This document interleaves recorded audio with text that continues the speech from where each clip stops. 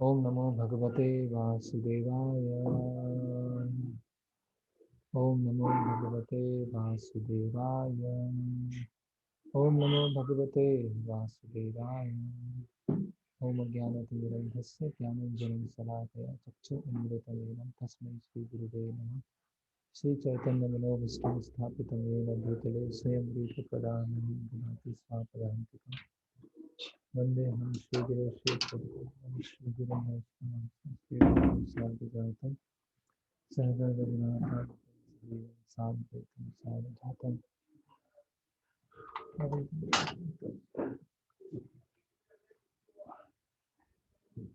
सावधूतं श्रीराम कृष्ण सहगणललिता श्रीविशाखान्वितं कृष्ण कृष्ण पृष्ठाय भूतले श्रीमते भक्तिवेदांत स्वामी नामिने नमस्ते सारस्वते देवे गौरवाणी प्रचारिणे निर्विशेष शून्यवादी पाश्चात्य जय श्री कृष्ण चैतन्य प्रभु नित्यानंद श्री अद्वैत गदाधर शिवा साधु गौर भक्त वृंद हरे कृष्ण कृष्ण कृष्ण हरे हरे हरे राम राम राम हरे हरे।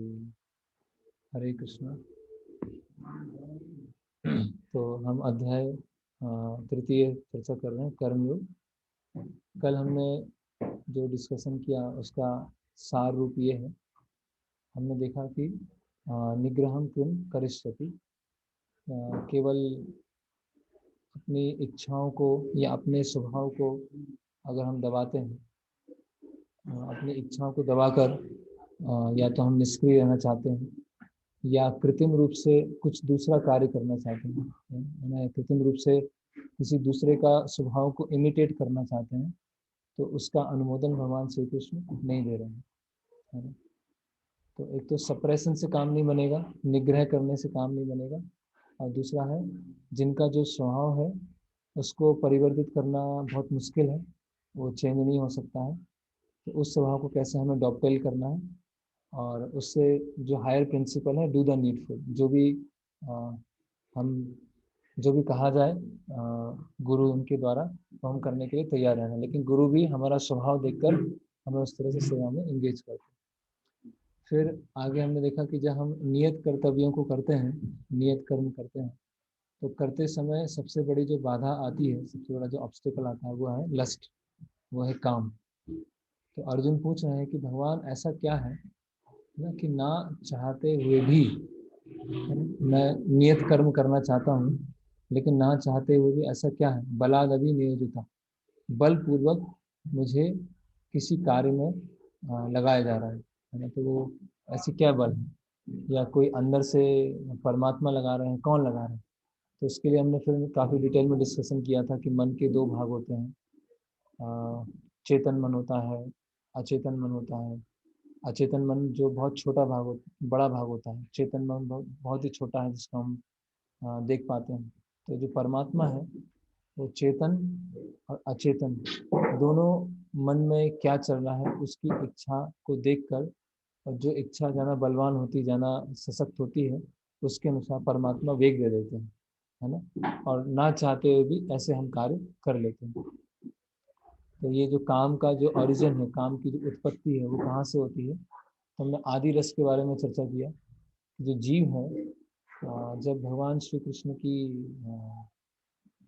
सेवा करते हैं, तो उससे एक आनंद प्राप्त होता है, उससे एक रस प्राप्त होता है जिसको बोलते हैं आदि रस।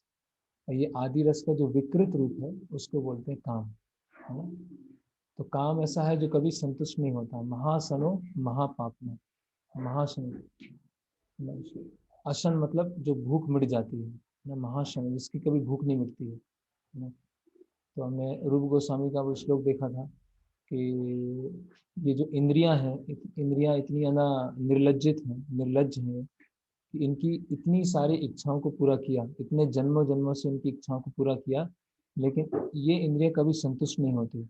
इन इंद्रियों को मेरे ऊपर कभी रहम नहीं आता है ना, कि अभी छोड़ दें, अभी तो इतना संतुष्ट कर लिया, है ना।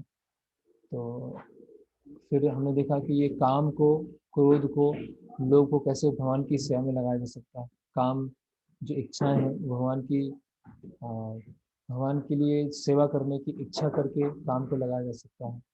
क्रोध भक्त द्वेषी जन है, जो भक्ति से भक्तों से भगवान से द्वेष करते हैं, उनके प्रति क्रोध करके जो क्रोध को लगाया जा सकता है।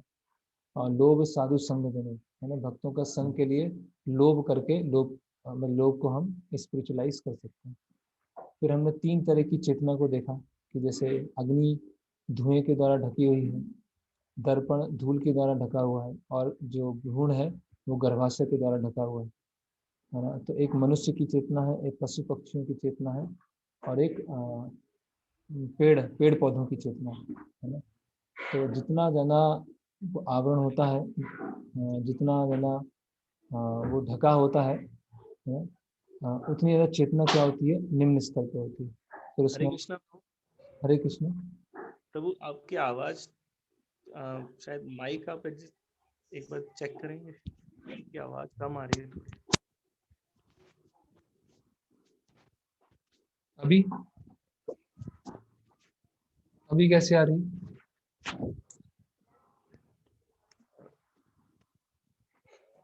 अभी कैसे आ रहा है? अभी ठीक है प्रभु, ये ठीक है। और किन्हीं भक्तों को आवाज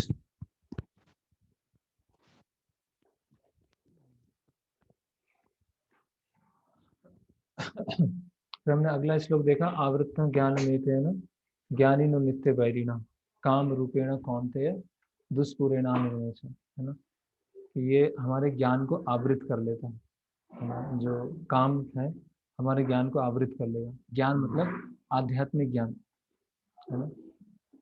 आध्यात्मिक ज्ञान क्या होता है, बहुत सूक्ष्म होता है। तो सूक्ष्म ज्ञान को समझने के लिए चेतना शुद्ध होनी चाहिए। तो हम देखेंगे कि जो व्यक्ति बहुत लस्टी है, बहुत कामिक है ना, या बहुत ज़्यादा क्रोधी है, जैसे बाहर के अधिकतर जो समाज है, लेकिन वो मटेरियली बहुत एडवांस होते हैं है ना। तो लेकिन भगवान यहाँ बता रहे हैं कि आवृत्त ज्ञान में थे, उनका ज्ञान ढक लिया जाता है। लेकिन ऐसे लोग बहुत मटेरियली बहुत एडवांस होते हैं। हम देखेंगे चाहे जॉब में हो या बिजनेस में हो, अगर बहुत ज़्यादा एम्बिशियस हैं, बहुत ज़्यादा महत्वाकांक्षी हैं, बहुत ज़्यादा डिज़ायर्स हैं है ना, तो वो तो मटेरियली बहुत प्रोग्रेसिव होते हैं।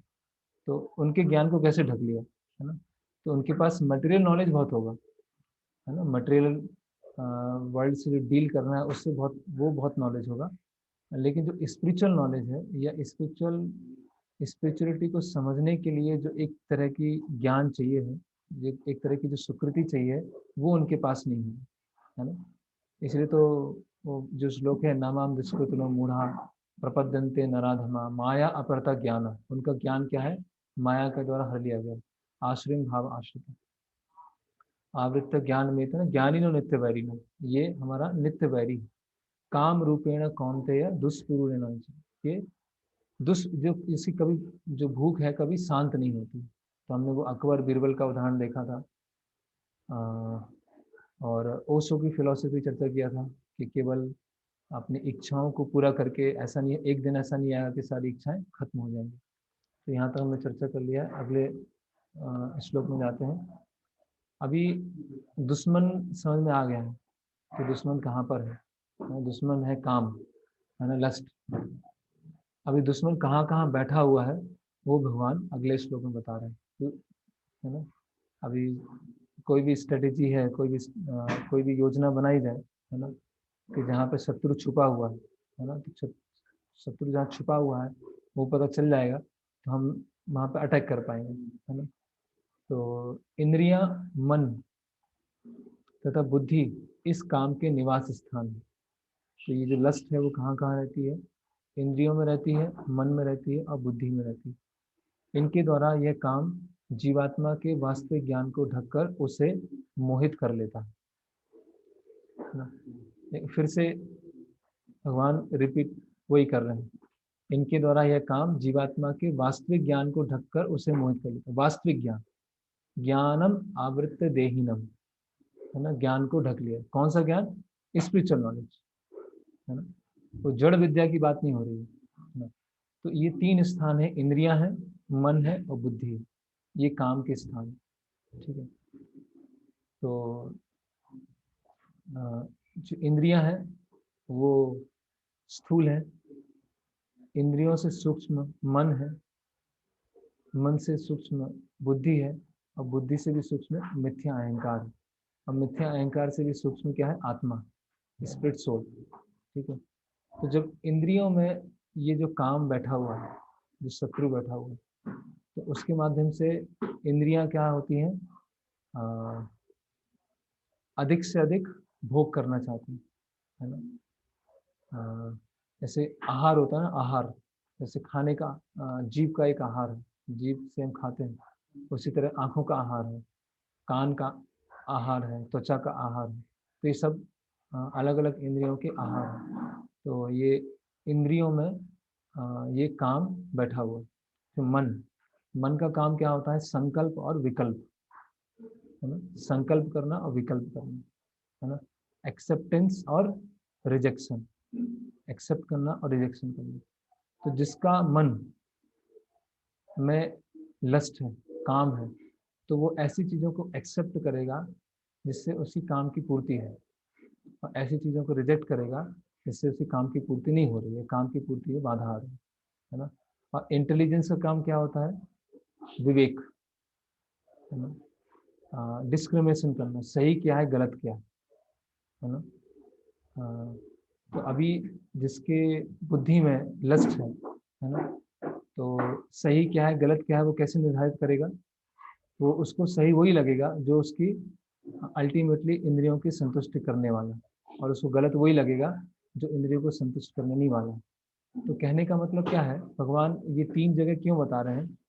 अगर हमने जो इंद्रियां हैं, इंद्रियों में जो काम बैठा हुआ है, उसको ठीक किया, उसको हमने रेगुलेटेड किया, है ना, उसको हमने डिसिप्लिन में लाया, लेकिन मन और बुद्धि में अभी भी वही चीज है, तो इंद्रियों को ज्यादा समय तक कंट्रोल में नहीं रख पाएंगे, ज्यादा समय तक इंद्रियां कंट्रोल में नहीं रहेंगी।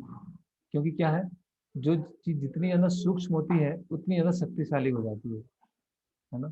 तो इंद्रियों से ज्यादा पावरफुल क्या है? मन। और मन से भी पावरफुल क्या है? बुद्धि, है ना।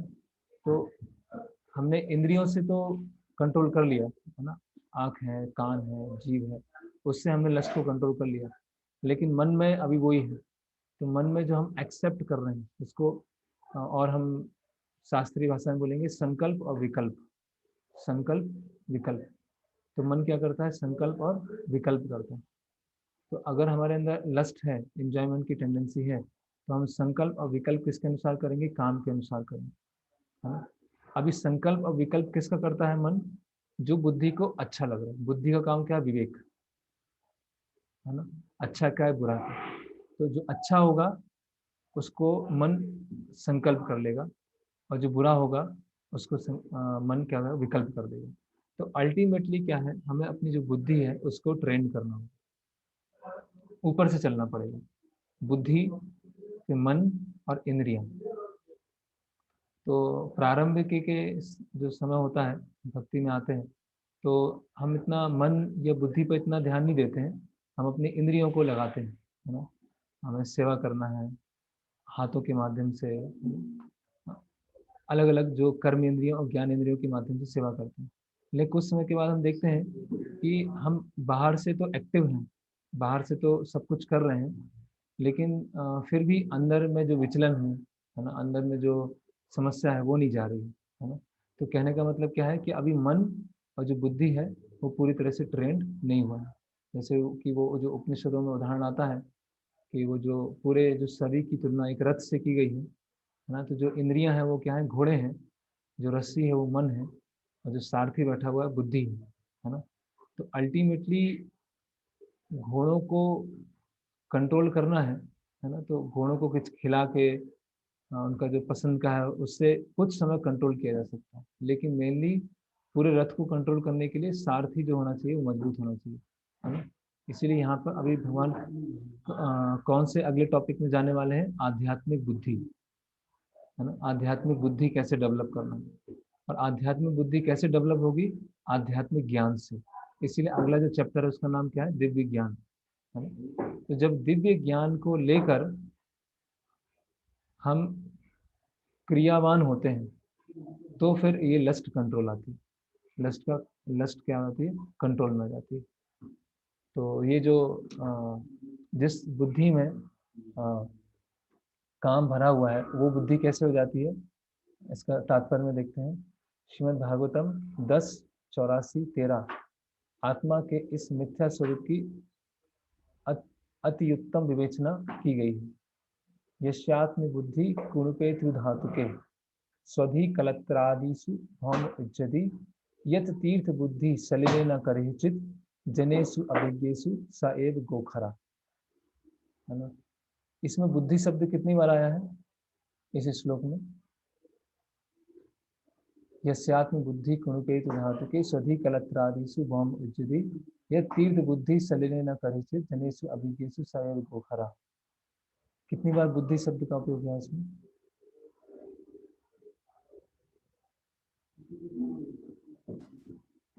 दो बार ही हुआ है प्रभु जी। और ध्यान से,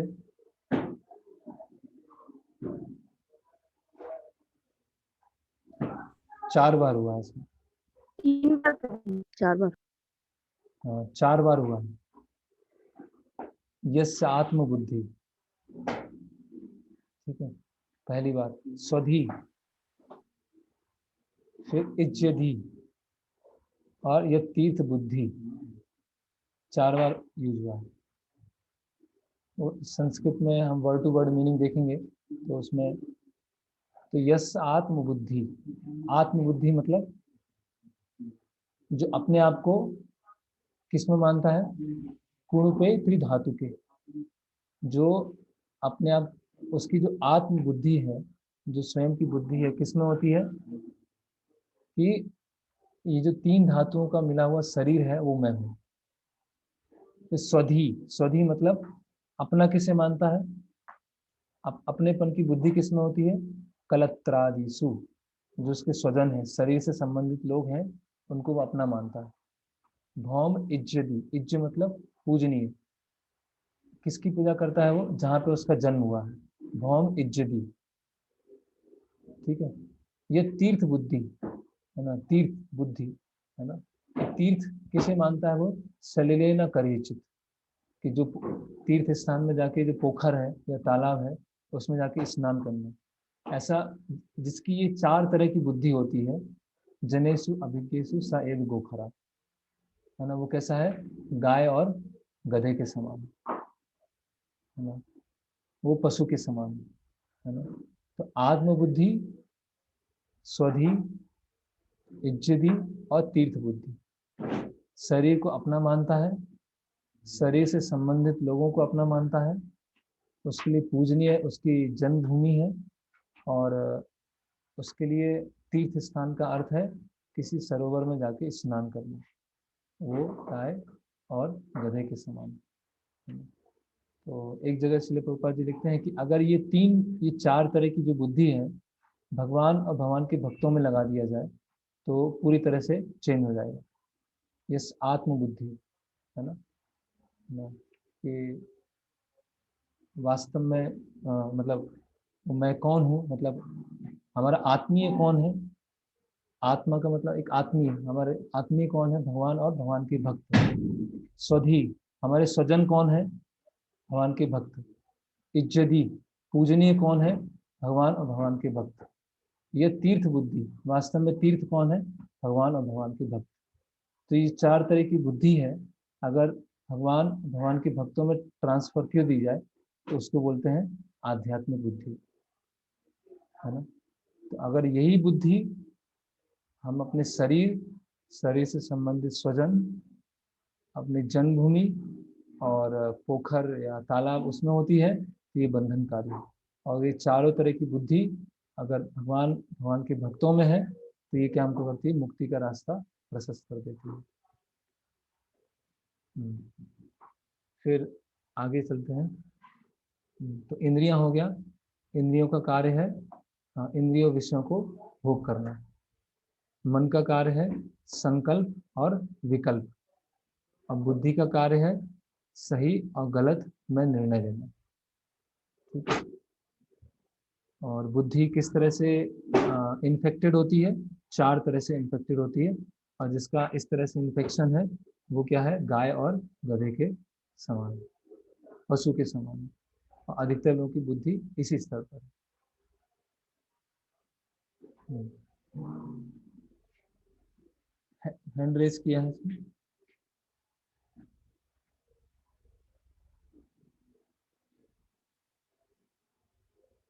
अनम्यूट कीजिए।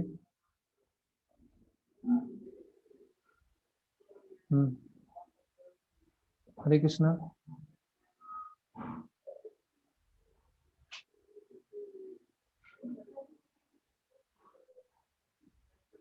नहीं, वॉल्यूम नहीं आ रही है, आवाज नहीं आ रही, आवाज नहीं आ रही।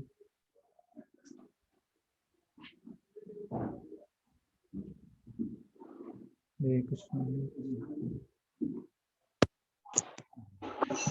हाँ, अभी आया। अरे अभी आया प्रभु जी। प्रभु मैं ये पूछ रहा हूँ, इस यहाँ पे जो 4 पॉइंट बताए गए कि जो जो अपने शरीर को खुद मानता है और शरीर के रिलेटिव्स को अपना मानता है और तीर्थ में जाता है वह स्नान करने के लिए और अपने जन्मभूमि को वर्शिपफुल मानता है, तो उसका ऑपोजिट आपने 4 पॉइंट क्या बताया, फिर से रिपीट करेंगे प्रभु? मतलब ये चारों तरह की बुद्धि अगर भगवान और भगवान के भक्तों के लिए हम लगाते हैं तो वो हमें जी मुक्ति का कारण, मतलब आत्मबुद्धि, मतलब हमारे आत्मीय कौन है, भगवान और भगवान के भक्त। हमारे स्वजन जी कौन है, भगवान के भक्त। हमारे पूजनीय कौन है, भगवान के भक्त। और तीर्थ बुद्धि, वास्तव में तीर्थ कौन है, जहाँ भगवान रहते हैं या भगवान के भक्त रहते हैं। इस तरह से मतलब ये चारों बुद्धि भगवान और भगवान से संबंधित चीजों में अगर लग जाएगी तो वो शुद्ध हो जाएगी, वो आध्यात्मिक बुद्धि हो जाएगी। अच्छा, 4 तरीके की बुद्धि, जी जी ठीक है प्रभु जी। आगे हरे कृष्ण। हरे कृष्ण। इसलिए है भरतवंशियों में श्रेष्ठ अर्जुन, प्रारंभ से ही इंद्रियों को वश में करके इस पाप के महान प्रति काम का दमन करो, है ना। पाप मानम प्रजन्हीनम ज्ञान विज्ञान नाशनम, और ज्ञान तथा आत्म साक्षात्कार के इस विनाशकर्ता का वध करो, है ना। अभी कितना भगवान डिटेल में बता रहे हैं, ज्ञान विज्ञान नाशनम, है ना। ये हमारे ज्ञान और विज्ञान को नष्ट कर देता है ना। पहले क्या आया था शब्द, आवृत्तम ज्ञान मेतेन ज्ञानिनो नित्य बैरिणो, कि ये हमारे ज्ञान को आवृत कर देता है। और ज्ञानिनो नित्य बैरिणो, आध्यात्मिक ज्ञान का क्या है, ये बैरी है। और आगे बता रहे हैं कि ज्ञान विज्ञान नाशनम, ये आध्यात्मिक ज्ञान को ही नष्ट कर देता है ना। देखेंगे भक्ति में अगर हम भक्ति करने का प्रयास कर रहे हैं और भक्ति में हम धीरे धीरे आगे बढ़ रहे हैं, लेकिन हम इंद्रिय संयम या मन संयम नहीं कर रहे हैं, तो धीरे धीरे क्या होगा, वो जो हम जितना भी आध्यात्मिक ज्ञान है, जो भी हमने सीखा है, जो भी हमने सुना है या पढ़ा है, उसको हम अप्लाई नहीं कर पाएंगे, उसको हम लगा नहीं पाएंगे, है ना। या लगाने का प्रयास करेंगे तो कई संशय आएंगे, है ना, या हमें भय लगेगा, है ना। तो वो जो आध्यात्मिक बल मिलता है वो हमारा चला जाएगा, है ना। तो इसीलिए प्रभुपाद जी एक जगह लिखते हैं कि जब ब्रह्मा जी तपस्या करते हैं, जब ब्रह्मा जी का जन्म होता है गर्भोदक्षा विष्णु के नाभि से, तो 1000 साल ब्रह्मा जी तपस्या करते हैं। और वहाँ पर प्रभुपाद जी लिखते हैं कि आत्म साक्षात्कार का रास्ता और इंद्रिय तृप्ति का रास्ता, ये दोनों क्या है, अपोजिट है ना। दोनों साथ साथ में नहीं चल सकता, विल इल गो टुगेदर, दोनों साथ साथ में नहीं चलेंगे, है ना। तो अगर हम इंद्रिय भोग भी कर रहे हैं और साथ साथ में भक्ति भी कर रहे हैं, तो क्या होगा, हमें ज्ञान हो सकता मिल जाए, बहुत सारा ज्ञान मिल जाए, लेकिन उसका अनुशीलन नहीं कर पाएंगे, है ना। और फिर यहाँ बता रहे हैं कि प्रारंभ से ही इंद्रियों को वश में करके इस पाप के महान प्रतीक का दमन, प्रारंभ से ही मतलब बहुत शुरुआत से, जीवन की बहुत शुरुआत से ही इस जो इंद्रियों को वश में करने का प्रयास करो। जैसे कि रामायण में एक घटना आती है, मतलब उस घटना का उद्देश्य यह है कि इंद्रियां इतनी बलवान हैं कि अगर प्रारंभ से भी किया जाए तो भी क्या हो जाता है, पद से पतन होने का चांस होता है ना। तो एक राजा थे, रामायण में ऐसा आता है, एक राजा थे जिनका नाम था राजा रोमपाद, है ना। तो जो रोमपाद राजा थे उनके यहाँ बारिश नहीं हो रही थी, हाँ, मतलब अकाल पड़ा हुआ था। तो जो वहाँ के जो ब्राह्मण थे उन्होंने बताया कि अगर आपके राज्य में कोई पुण्यशाली व्यक्ति आया है ना, कोई बहुत ही पायस, बहुत ही प्योर कोई ब्राह्मण आते हैं, तो उनके प्रभाव से आपके जो पूरा राज्य है उसमें जो अकाल पड़ा हुआ है, कमी पड़ी हुई है, वो सब चली जाएगी। तो राजा पूछते हैं रोमपाद की कौन है? बोले यहाँ कुछ दूर जंगल में एक ऋषि शृंग रहते हैं, है ना, ऋषि शृंग। तो आप वहाँ पर जाइए और उनको लेके आइए किसी तरह, है ना। तो जो ऋषि शृंग थे ब्रह्मचारी थे और उनके जो पिता थे उन्होंने ऋषि शृंग को बहुत ही प्रोटेक्टिव तरीके से रखा था, बहुत ही सुरक्षित तरीके से रखा था। मतलब उनके जो साथी थे, है ना, और उनके साथ जो और जंगल में पशु पक्षी थे, जितने भी थे सब मेल थे, मतलब पुरुष थे, है ना। उनको अपने मतलब जब उनकी आयु 20-15 साल से ऊपर होती है तब तक उनको ये पता भी नहीं था कि कोई स्त्री जैसा कुछ होता है, मतलब कुछ कोई स्त्री जैसा कोई एग्जिस्ट भी करता है पूरे संसार में, वो ही नहीं पता था, है ना। तो इस तरह से उनके जो पिता हैं ऋषि शृंग को इस तरह से रखा था, है ना। तो अभी ऋषि शृंग को वहाँ पे लेके आना था राज्य में, राजा रोमपाद के राज्य में। तो कैसे लेके आए? तो राजा जो कुछ वहाँ पर स्त्रियाँ होती हैं वो बोलती हैं कि हम 4-5 स्त्रियाँ वहाँ पे जाएंगे और ऋषि सिंह को लेके आएंगे, है ना। तो वो जो स्त्रियाँ हैं वहाँ पर जाती हैं जंगल में, है ना। और जब जहाँ पर जो गुरुकुल था, जहाँ जो ऋषि सिंह रहते थे, तो वहाँ पर स्त्रियाँ पहुँचती हैं। तो ऋषि सिंह उनको देखते हैं। तो ऋषि सिंह को तो पता ही नहीं था कि कोई ऐसा कोई एक मेल होता है, कोई फीमेल होता है, ऐसा कोई ज्ञान ही नहीं था। 15-16 साल हो गए थे, है ना। तो उनको लगा कि ये भी ऐसी जंगल में रहने वाले या जंगल के आसपास रहने वाले कोई मतलब वही पुरुष होंगे। अभी वो द्वैत वाली भावना ही नहीं है उनके अंदर। तो वो उनके साथ बातचीत करने लगे, है ना, उनके साथ आमोद प्रमोद करने लगे ऐसा। और कुछ समय के बाद वो जो स्त्रियां हैं वहाँ से चली गई, है ना। और ऋषि सिंह भी अपने पिता के घर आ गए, है ना। तो कुछ समय बाद क्या हुआ कि ऋषि सिंह के मन में क्या होगा, एकदम से वैसा विक्षोभ होना चालू हो गया कि ये तो कुछ दूसरे ही लोग थे, मतलब कोई तो जिनको मैंने अभी तक अपने पूरे जीवन में देखा है वैसे तो नहीं है, ये तो कोई और है। तो अगला दिन हुआ तो उनकी इच्छा हुई कि आज वो लोग नहीं आए, तो फिर स्त्रियाँ फिर से आती है वहाँ पर, है ना। तो ऐसे कुछ दिन निकलते हैं और वो जो ऋषि सिंह थे, जो जिन्होंने अपने अभी तक की आयु में कभी स्त्री शब्द नहीं सुना था, स्त्री देखा नहीं था, बाद में वो उनसे आकर्षित हो जाते हैं, है ना। और फिर जो ऋषि सिंह है वो राजा रोमपाद के राज्य में आते हैं और फिर वहाँ पे बारिश होती है, और बारिश होती है और अकाल चला जाता है ना। और जो राजा जो दशरथ महाराज है उनकी जो पुत्री थी जिनका नाम था शांता, उनको राजा रोमपाद ने गोद लिया था। तो उनके साथ शांता और ऋषि सिंह का विवाह होता है। और बाद में ऋषि सिंह राम महाराज दशरथ के लिए यज्ञ करने आते हैं और भगवान फिर बाद में भगवान रामचंद्र का जन्म होता है। तो इस तरह से वाल्मीकि रामायण में समझाया गया। कहने का मतलब क्या है, ये जो लस्ट है, ये काम है ना, ये बहुत इंद्रियों में, मन में, बुद्धि में बहुत अंदर अंदर तो बहुत डीप रूटेड है, बहुत ज़्यादा छुपी हुई है ना। तो ये ज्ञान विज्ञान नाशम, ये ज्ञान और विज्ञान के नाश कर देते हैं, है ना। ऐसा ऐसा ऋषि, ऐसा ब्रह्मचारी जिसने कभी स्त्री शब्द ही नहीं सुना, देखा ही नहीं, उनके साथ भी ऐसा हो सकता है, तो समझ सकते हैं हम। तो यस, तो यहाँ प्रभुपाद जी फिर लिख रहे हैं कि काम, दूसरा पैराग्राफ है, काम ईश्वर प्रेम का विकृत प्रतिबिंब है और प्रत्येक जीव के लिए स्वाभाविक है।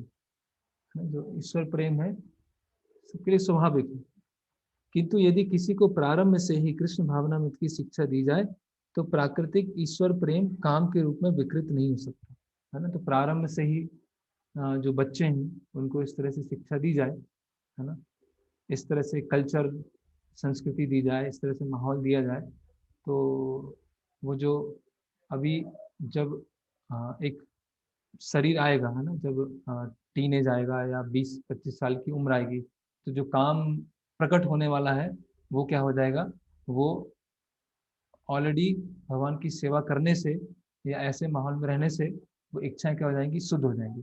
तो वो जो ईश्वर के प्रति प्रेम है वो काम के रूप में विकृत नहीं होगा, है ना, प्रारंभ से। अभी प्रभुपाद महत्वपूर्ण लाइन लिख रहे हैं, एक बार ईश्वर प्रेम के काम रूप में विकृत हो जाने पर इसके मौलिक स्वरूप को पुनः प्राप्त कर पाना दुस्साध्य हो जाता है ना। कि एक बार अगर ये विकृत हो गया, एक बार ये विकृत, उसको दोबारा चेंज करना बहुत मुश्किल हो जाता है। एक बार प्रभुपाद जी बैठे हुए थे, लेक्चर दे रहे थे उसमें, तो सब वहाँ पर ब्रह्मचारी, कुछ सन्यासी, कुछ गृहस्थ भक्त वहाँ बैठे थे। तो प्रभुपाद जी बोलते हैं कि अगर किसी ने 25 साल तक की उम्र में पूरी तरह से ब्रह्मचर्य व्रत का पालन किया है ना, तो वो उसका 50% लिबरेशन हो गया, 50% मुक्त हो गए। तो वहाँ जितने भी सब बैठे हुए थे भक्त, उनके चेहरे उतर गए और वो नीचे देखने लगे, है ना। क्योंकि अभी अमेरिका में और यूरोप में तो वो कल्चर ही नहीं है, मतलब वो कि इंद्रियों मन को संयम करना है। तो प्रभुपाद जी समझ गए कि वो ऐसे निराश है। तो प्रभुपाद जी ने कहा, फिर भी चैतन्य महाप्रभु इतने दयालु हैं कि अगर हम हरे कृष्ण महामंत्र का जप पूरे जीवन भर अच्छी तरह से करते हैं, है ना, एक नियमित रूप से करते हैं, तो उसके द्वारा भी पूर्ण रूपेण सिद्धि प्राप्त हो सकती है। तो एक बार ये विकृत हो गया एक तरह से ये, और सबसे ज्यादा जो असत्संग होता है वो असत्संग होता है स्कूल और कॉलेज, वहाँ पे असत्संग होता है। तो वो असत्संग एक बार हो गया, या वर्क प्लेस है, वर्क प्लेस में फिर भी कम है, तो वो एक बार विकृत हो गया तो उसको चेंज करना बहुत मुश्किल हो जाता है। इसी में आगे लिख रहे हैं, फिर भी कृष्ण भावना में इतना शक्तिशाली होता है कि विलंब से प्रारंभ करने वाला भी भक्ति के विधि विधानों का पालन करके कृष्ण प्रेमी बन सकता है ना। जो विलंब से भी कृष्ण भावना में इतना है, क्योंकि अल्टीमेटली तो जो आध्यात्मिक बल देने वाला है वो भगवान का नाम है ना, होली नेम है ना। इंद्रियों पे भी और मन पे भी हम काबू कैसे ला सकते हैं, भगवान के नाम के द्वारा ला सकते हैं, है ना।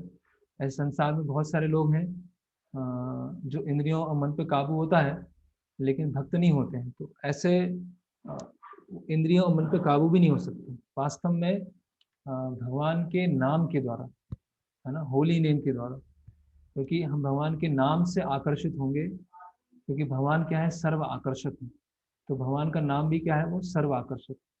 तो जब भगवान का नाम बहुत ही ध्यान पूर्वक, है ना, अच्छी तरह से लेंगे तो भगवान का नाम से हम आकर्षित होंगे, और उस नाम के आकर्षण के प्रभाव में इस संसार का जो आकर्षण है कम हो जाएगा, है ना। और जो काम है, जो मन, इंद्रियां और बुद्धि में है, वो धीरे धीरे कम हो जाएगा, है ना। इसलिए हमारे लिए जो साधना है वो क्या है, होली हरि नाम।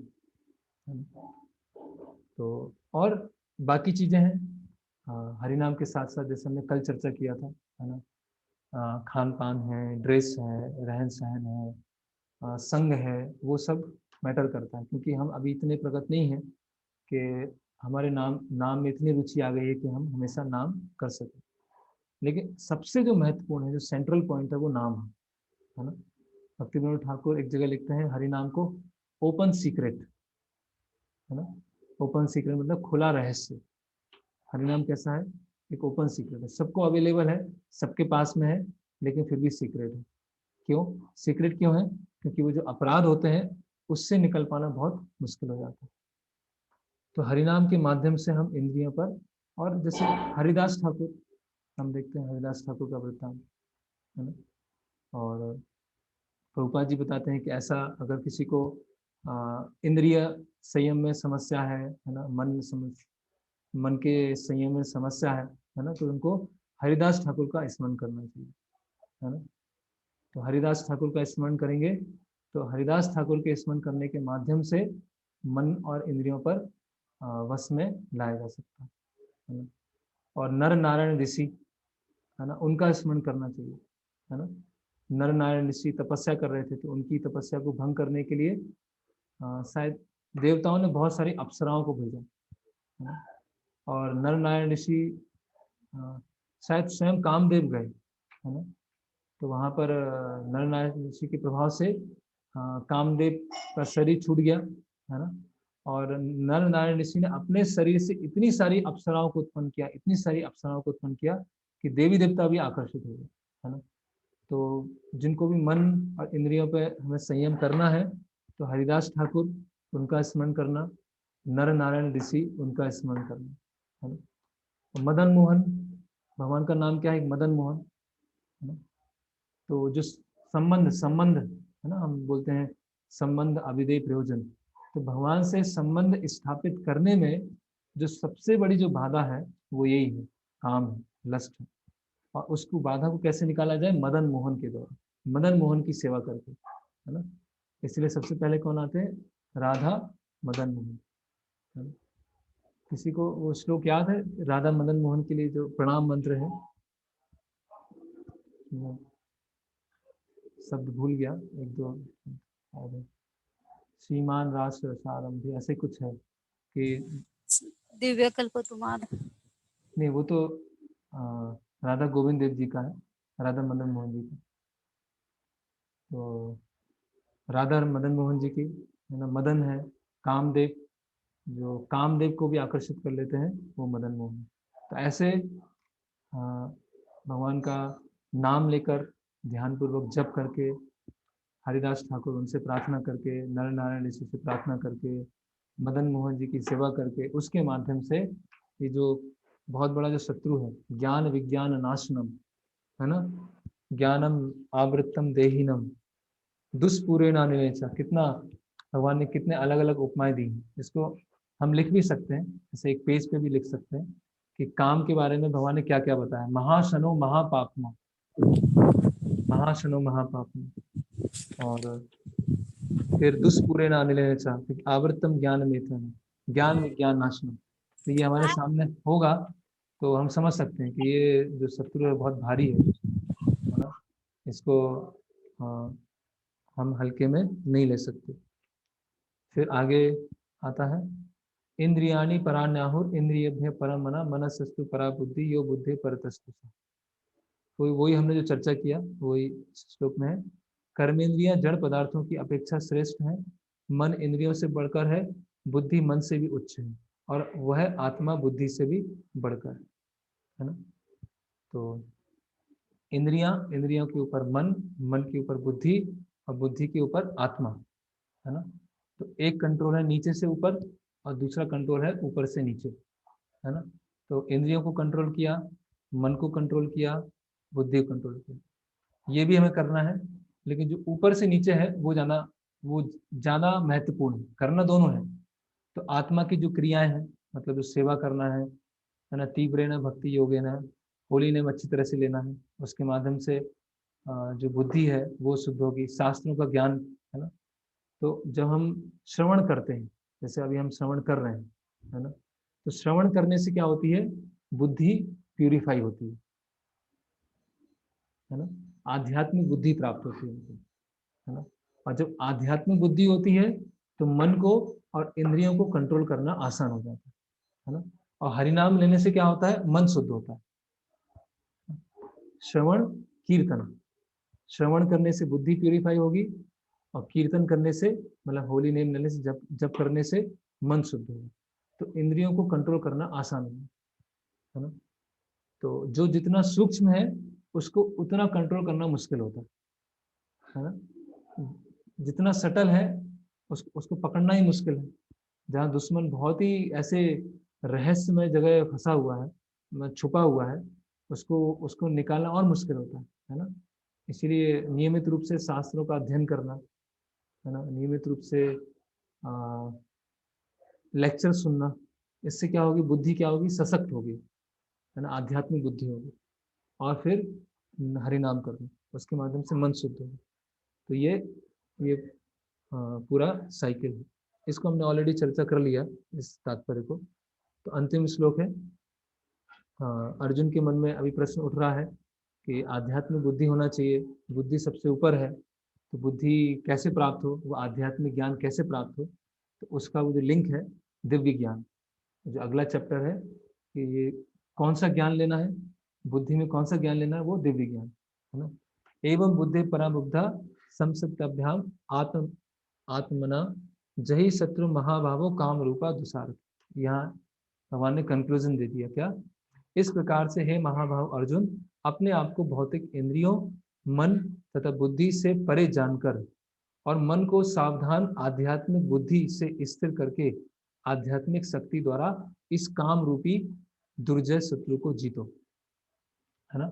कि अर्जुन तुम मन भी नहीं हो और तुम इंद्रिया भी नहीं हो, शरीर भी नहीं हो, बुद्धि भी नहीं हो, ठीक है। इन सबसे परे जानकर आध्यात्मिक बुद्धि के द्वारा इस काम रूपी शत्रु को जीतो, है ना। तो यहाँ पर ये तीसरा अध्याय समाप्त होता है।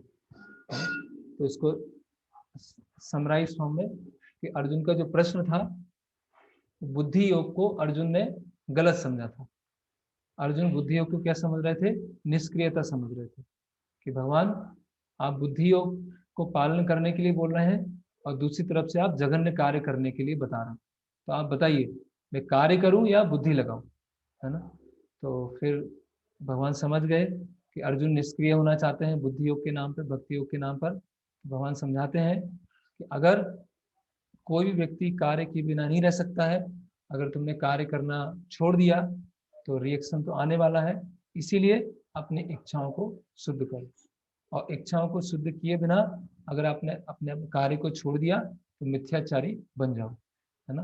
तो वो जो महत्वपूर्ण श्लोक आया था, यज्ञार्थो कर्मणो अन्यत्र लोकोयम कर्म बंधन, हमें जितने भी सारे कार्य हैं भगवान विष्णु की संतुष्टि के लिए करना है। फिर हमने यज्ञ चक्र देखा, उसको डिटेल में भी बताएंगे। यज्ञ चक्र देखा, जो यज्ञ चक्र को पालन करता है और पुण्यशाली है, जो यज्ञ चक्र को पालन नहीं करता है वो पाप में जीवन जी रहा है। जो यज्ञ चक्र को पालन करते करते, नियत कर्मों को पालन करते करते शुद्ध अवस्था में पहुंच गया है, अभी उसको कोई भी कार्य करने के लिए नहीं बचा है, वो आत्मरति हो गया है ना। उसको कोई भी नियत कर्म नहीं है, पूरी तरह से शुद्ध हो चुका है। लेकिन भगवान बोल रहे हैं फिर भी तुम करो, फिर भी करना है। क्यों? दूसरों को उदाहरण प्रस्तुत करना है। राजा जनक की तरह मैं भी कार्य कर रहा हूँ, और जो लोग सकाम कर्मों में फंसे हुए हैं उनको डिस्टर्ब मत करो, उनको धीरे धीरे करके कृष्ण भावनामृत में लेके आओ, है ना। फिर भगवान फिर बीच में एक बार श्लोक लेके आए, है ना, कि अर्जुन डायरेक्टली मेरे लिए कर्म करो, है ना। फिर स्वभाव के बारे में आया और नियत कर्मों के बीच में जो शत्रु आता है काम, उसके बारे में हमने चर्चा किया। काम को कैसे विजय करना है, ज्ञान के द्वारा। तो ज्ञान क्या है, वो दिव्य ज्ञान है जो अध्याय 4 है। तो यहाँ पे अध्याय 3 पूरा होता है। अभी किसी का प्रश्न है वो ले सकते हैं, कुछ प्रश्न। और अध्याय 4 में हम केवल आज कुछ 2-3 श्लोक ही पढ़ेंगे, 1 या 2 श्लोक ही पढ़ेंगे, इंट्रोडक्शन जैसा, और फिर चालू करेंगे। किसी का अध्याय 3 से संबंधित कोई प्रश्न है?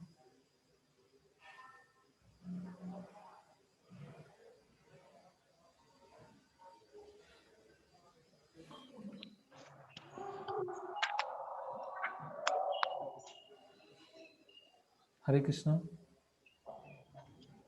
साधना माता जी प्रश्न पूछिए अनम्यूट करके। हरे कृष्णा प्रभु जी, प्रणाम। हाँ जी प्रणाम। प्रभु जी लास्ट वाला थोड़ा सा एक बार समझा दीजिए। कौन सा लास्ट? जैसे आपने लास्ट में समझाया था ना कि श्रवण करने से मन शुद्ध होता है, जप करने से बुद्धि शुद्ध होती है। हाँ, तो जब हम श्रवण करते हैं, श्रवण के माध्यम से मतलब हम आध्यात्मिक ज्ञान ले रहे हैं, तो श्रवण करने से क्या होता है, बुद्धि शुद्ध होती है ना, हमें आध्यात्मिक बुद्धि प्राप्त होती है। और जप करने से क्या होता है, मन शुद्ध होता है, चित्त मन शुद्ध होता है। तो इसलिए जो श्रवण कीर्तन है, जो जितना सूक्ष्म है, इंद्रियां स्थूल है तो उनको कंट्रोल करना थोड़ा आसान है, लेकिन जो जितना सूक्ष्म है, जितना ज़्यादा छुपा हुआ है, उसको कंट्रोल करना उतना मुश्किल है। तो श्रवण कीर्तन के माध्यम से बुद्धि और मन कंट्रोल में आता है। ऐसे इसीलिए नियमित रूप से शास्त्रों को पढ़ना, सुनना और जप करना बहुत जरूरी है। हरे कृष्ण प्रभु। हरे कृष्णा प्रभु जी, मेरा एक लाइन आता है इसमें 41 श्लोक में, उसमें लिखा है कि काम ईश्वर प्रेम का एक विकृत प्रतिबिंब है और प्रत्येक जीव के लिए स्वाभाविक है। इसका क्या मतलब, प्रत्येक जीव के लिए स्वाभाविक है? इसका इंग्लिश में देखिए क्या है। इंग्लिश में लिखा है lust is only perverted reflection of the love of God which is natural for every living entity. हाँ, तो ये वो हो गया ना, एक मिनट, श्लोक 41 का लास्ट पैराग्राफ का फर्स्ट लाइन है ब्रो, सेकंड पैराग्राफ का फर्स्ट लाइन। हाँ, lust is the only perverted reflection of the love of God which is natural for living every living entity. तो वो जो ईश्वर प्रेम है वो स्वाभाविक है जीव के लिए, वो ट्रांसलेट करने में थोड़ा सा गड़बड़ हो गया है, वो काम को स्वाभाविक दिखा दिया उसमें हिंदी अनुवाद में। हाँ, है ना? जी जी, अर्थ का अनर्थ हो गया वो। जी प्रभु, एक और वही तो ये फिर आप ऑलरेडी डिस्कशन किए, पर फिर भी और थोड़ा मुझे समझने के लिए, लव लस्ट मतलब भगवान का प्रेम काम में कैसे कन्वर्ट हो जाता है? ओके, तो जैसे प्रभुपाद जी ने उपमा दिया था कि जैसे दूध है, तो दूध में अगर कोई खट्टी चीज इमली है उसके संसर्ग में आती है तो दूध दही में परिवर्तित हो जाता है। तो उसी तरह से जो जीव की भगवान की सेवा करने की इच्छा है ना, तो उस स्वतंत्र इच्छा शक्ति का अगर वो दुरुपयोग करते हैं तो वो जो प्रेम है वो काम में परिवर्तित हो जाता है। अभी जो आध्यात्मिक जगत में स्वतंत्र इच्छा शक्ति का दुरुपयोग जो होता है वो स्थूल रूप से नहीं होता है कि मुझे काम वासना पूरी करना है, वो बहुत सूक्ष्म होता है कि भगवान आप ही क्यों भोगता है, मैं भोगता क्यों नहीं हो सकता, आप ही क्यों एंजॉय कर रहे हैं, मैं स्वतंत्र रूप से एंजॉय क्यों नहीं कर सकता, तो आप ही क्यों भोगता है ना, या मैं आपकी सेवा किए बिना आनंद लेना चाहता हूँ, ये सूक्ष्म इच्छा होती है। और फिर वो परिणत हो जाता है किसमें, काम में। और जब वो इच्छा जो भगवान से स्वतंत्र होने की जो इच्छा है, भोग करने की इच्छा है, जब वो बहुत प्रबल होती जाती है, बढ़ती जाती है, तो वो जो ग्रॉस लस्ट है उसमें चेंज हो जाती है, इस तरह से।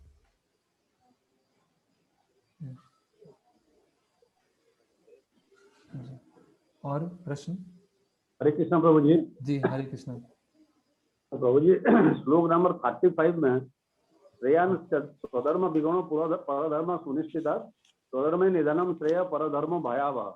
हाँ, ये वाला श्लोक जो है ये वर्णाश्रम का ऊपर आधारित है प्रभु जी, ऐसा आप बताएं। दोनों ही है, वर्णाश्रम पे भी आधारित है और हम भक्तों के समाज में देख सकते हैं। इस श्लोक को दोनों तरह से समझ सकते हैं।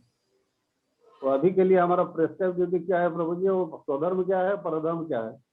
हाँ, देखिए अभी हम अगर वर्णाश्रम के अनुसार समझें, दोनों के अनुसार समझेंगे हम इसको, कि पहले हम वर्णाश्रम के हिसाब से देखते हैं कि जहाँ पर वर्णाश्रम काफ़ी हद तक स्थापित है और काफ़ी जो स्वभाव है मतलब क्लियर कट है कि ये इनका स्वभाव एक ब्राह्मण जैसा है, इनका स्वभाव साहसी है, क्षत्रिय जैसा, इनका स्वभाव बिजनेस है, तो उसका स्वभाव फिक्स हो गया गुरु के द्वारा, खासकर माता पिता के द्वारा, तो उनको वही स्वभाव जीवन भर करना होगा। उस स्वभाव को करते समय कोई भी समस्या आए, वो अच्छा नहीं लगे, फ्रस्ट्रेशन आए, तो पर धर्म में नहीं जाना है, अपना स्वधर्म ही करना है, ये भगवान बता रहे है ना। जैसे अर्जुन करने का प्रयास कर रहे हैं कि अर्जुन क्षत्रिय है, अभी हिंसा है, तो हिंसा अच्छा नहीं लग रही। क्यों नहीं लग रही है? क्योंकि सामने स्वजन खड़े हुए हैं, उनको मारना पड़ेगा, इसीलिए हम ब्राह्मण का स्वधर्म अपना लेते हैं। तो भगवान बोला है नहीं, अपना ही स्वधर्म करो, परधर्म मत अपनाओ। ये आया वर्णाश्रम के परिप्रेक्ष्य में। अभी जो भक्त समाज के परिप्रेक्ष्य में उसमें देखा जाए कि जब हम भक्ति में आते हैं तो हम शुरुआत में इन जनरल सब कुछ कर रहे हैं, जैसे पढ़ रहे हैं, जप कर रहे हैं, फिर मंदिर में इन जनरल सेवाएं कर रहे हैं, है ना। लेकिन फिर भी किसी का एक स्वभाव होता है, जैसे किसी का स्वभाव है कि पढ़ना और कुछ लिखना, है ना, तो गुरु उनको उस तरह की सेवा देंगे। किसी का स्वभाव कि बहुत अच्छे वो रसोई हैं, बहुत अच्छे कुक हैं, तो उनको उस तरह की सेवा मिलेगी। किसी का स्वभाव है कि लोगों से डील करना, है ना, तो उनको थोड़ा प्रचार की सेवा मिल सकती है। किसी का स्वभाव है कि बहुत सतोगुणी है, साफ सफाई बहुत अच्छी मेंटेन करना है, तो उनको वो सेवा मिलेगी। तो हर सेवा आध्यात्मिक है, सारी सेवा एक स्तर पर है। तो अभी हमको लगेगा कि एक सेवा में ज़्यादा वाहवाही है, तो अपने स्वभाव को छोड़कर हम दूसरे की सेवा लेना चाहें, तो उसमें क्या हो जाएगा, वो समस्या हो जाएगी। तो अपने स्वभाव के अनुसार जो सेवा निर्धारित की गई है वो हम सेवा करेंगे तो हम एफिशिएंटली कर पाएंगे, उसको हम ज़्यादा अच्छी तरह से कर पाएंगे। और जो हमारे स्वभाव के अनुसार नहीं है वो हमको सेवा मिल गई, नो डाउट वो भी आध्यात्मिक है, लेकिन एफिशिएंटली नहीं कर पाएंगे और हम अपने आप में असंतुष्टि महसूस करेंगे, अरे कौन सा हमें दे दिया, ये तो ठीक है भगवान की सेवा, लेकिन फिर भी मुझे इतना आनंद नहीं आ रहा, क्योंकि हम एक स्वभाव से क्या है, आसक्त है। तो इस तरह से इस श्लोक को दोनों हम परिप्रेक्ष्य से समझ सकते हैं। जो प्रभु जी जो ये भक्त लोगों के लिए बताए प्रभु जी, और जो अभक्त है उनके लिए लागू नहीं होता प्रभु? नहीं, अभक्त नहीं, अभक्त तो अपने मन के मालिक है, मतलब वो तो हाँ, उन जहां भी नियत कर्म आएगा वहां रेगुलेशन आ जाएगा। जब भी नियत कर्म है मतलब आपको शास्त्र की बाउंड्री में रहना है। तो अभक्त हैं वो तो किसी की सीमा में रहने नहीं चाहते हैं, वो अपने मन से, मन के वेग से करना चाहते हैं, इंद्रियों के वेग से करना चाहते हैं, तो उनके लिए लागू नहीं होगा।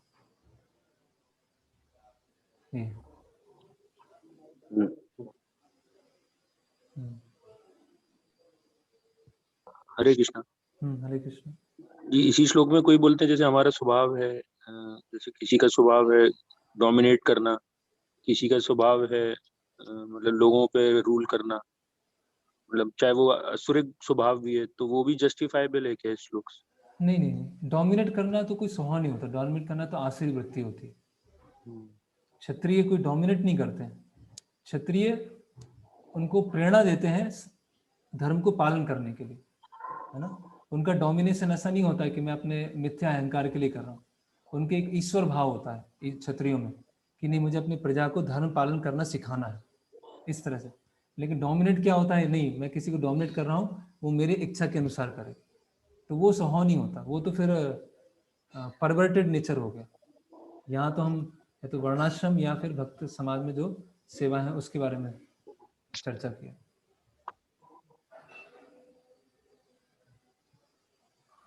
और कोई प्रश्न? हरे कृष्ण। हरे कृष्ण जी प्रभु, 27 श्लोक में तो 3 प्रकार के कर्ता जो है वो थोड़ा आप डिटेल में समझाएंगे? 27 3 तरह के क्या है? कर्ता। कर्ता, हाँ।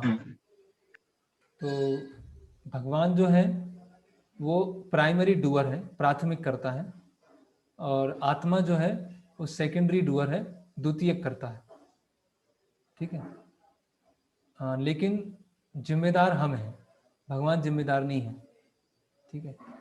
लेकिन जीव में जब भोग करने की इच्छा बहुत बढ़ती जाती है, बढ़ती जाती है, बढ़ती जाती है, तो प्रकृति के गुणों से इतना ज़्यादा वो घिर जाता है कि उसकी जो इच्छा शक्ति होती है, स्वतंत्र इच्छा शक्ति होती है, वो पूरी तरह से खत्म हो जाती है, और प्रकृति के 3 गुण ही उससे कार्य कराते रहते हैं।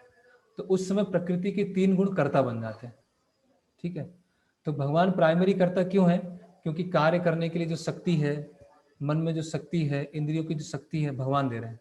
जैसे मैंने उदाहरण बताया था कि हमारे घर में लाइट है, लाइट अल्टीमेटली पावर हाउस से आ रही है, वहाँ पे जो इंजीनियर्स हैं या पावर प्लांट है, तो वो प्राइमरी है ना। सेकेंडरी हम हैं, हम लाइट ऑन कर रहे हैं, ऑफ कर रहे हैं, ऑन कर रहे हैं, ऑफ कर रहे हैं, लेकिन हम रिस्पॉन्सिबल कौन है? हम खुद हैं, ठीक है। ये हो गया प्राइमरी सेकेंडरी। और प्रकृति के नियम वाला कैसे आया कि जैसे हमने वो शराब का उदाहरण देखा था कि किसी ने शराब पीना चालू किया तो अभी वो खुद पी रहा है, लेकिन एक ऐसी स्थिति आ गई कि वो विवश हो गया, शराब पिए बिना नहीं रह सकता है। तो हम जब रजोगुण और तमोगुण के प्रभाव में होते हैं तो इतने ज़्यादा विवश हो जाते हैं कि हम वो करते रहते हैं। तो इस तरह से ये भगवान, जीव और प्रकृति के 3 गुण, इस तरह से वो करता है। ठीक है। और प्रभु जी ये जो इसके अनुवाद में भगवान जो बता रहे हैं कि वास्तव में कोई भी कार्य हो रहा है वो प्रकृति के गुणों द्वारा हो रहा है, तो वो उस स्थिति की बात कर रहे हैं। हाँ, जब जीव पूरी तरह से रजोगुण और तमोगुण। हाँ, बद्ध जीव की बात कर रहे हैं। बद्ध जीव अहंकार बस पूछता है, अहंकार विमूढ़ आत्मा, कर्ता हम इति बनने थे, है ना। वो अहंकार विमूढ़, तो अपने आप को कर्ता समझ रहा है। हरे जी, आगे। हरे कृष्ण प्रभु। हरे कृष्ण प्रभु, जब इसमें जो प्रकृति के 3 गुणों का वर्णन है, तो जब जीव अपना स्वतंत्र इच्छा शक्ति का कंप्लीटली दुरुपयोग करता है, ये प्रकृति के 3 गुण प्रभाव कर देते हैं। हाँ तो क्या सत्व गुण, मतलब तो हम खाली रजो और तमो की बात कर रहे हैं, सत्व के बारे में बात नहीं कर रहे हैं? सत्व का इसलिए क्योंकि सत्व गुण में स्थित रहकर वो व्यक्ति सोच सकता है, विचारवान है, वो अपनी इच्छा शक्ति का, स्वतंत्र इच्छा शक्ति का उपयोग कर सकता है सत्व गुण में। लेकिन रजोगुण और तमोगुण जब हावी हो जाते हैं तो फिर तो वो उनके प्रभाव से ही चलता है इस तरह से। और कभी कभी सत्वगुण का भी सुख हमको बांध लेता है, जैसे सुख है, शांति है, ज्ञान है, कि मेरे पास बहुत भौतिक ज्ञान है, मैं बहुत साफ सुथरा रहता हूँ, मैं बहुत पीसफुल रहता हूँ, मेरा जीवनचर्या बहुत एकदम अच्छा है। वो भक्त नहीं होंगे तो उस समय सत्वगुण बांध लेता है, लेकिन ऐसे आजकल मतलब कम ही लोग हैं, इसलिए इन जनरल हम रजोगुण और तमोगुण की बात करते हैं। लेकिन सत्वगुण में फिर भी चांस होते हैं कि वो कुछ सोच सकता है, ऐसा।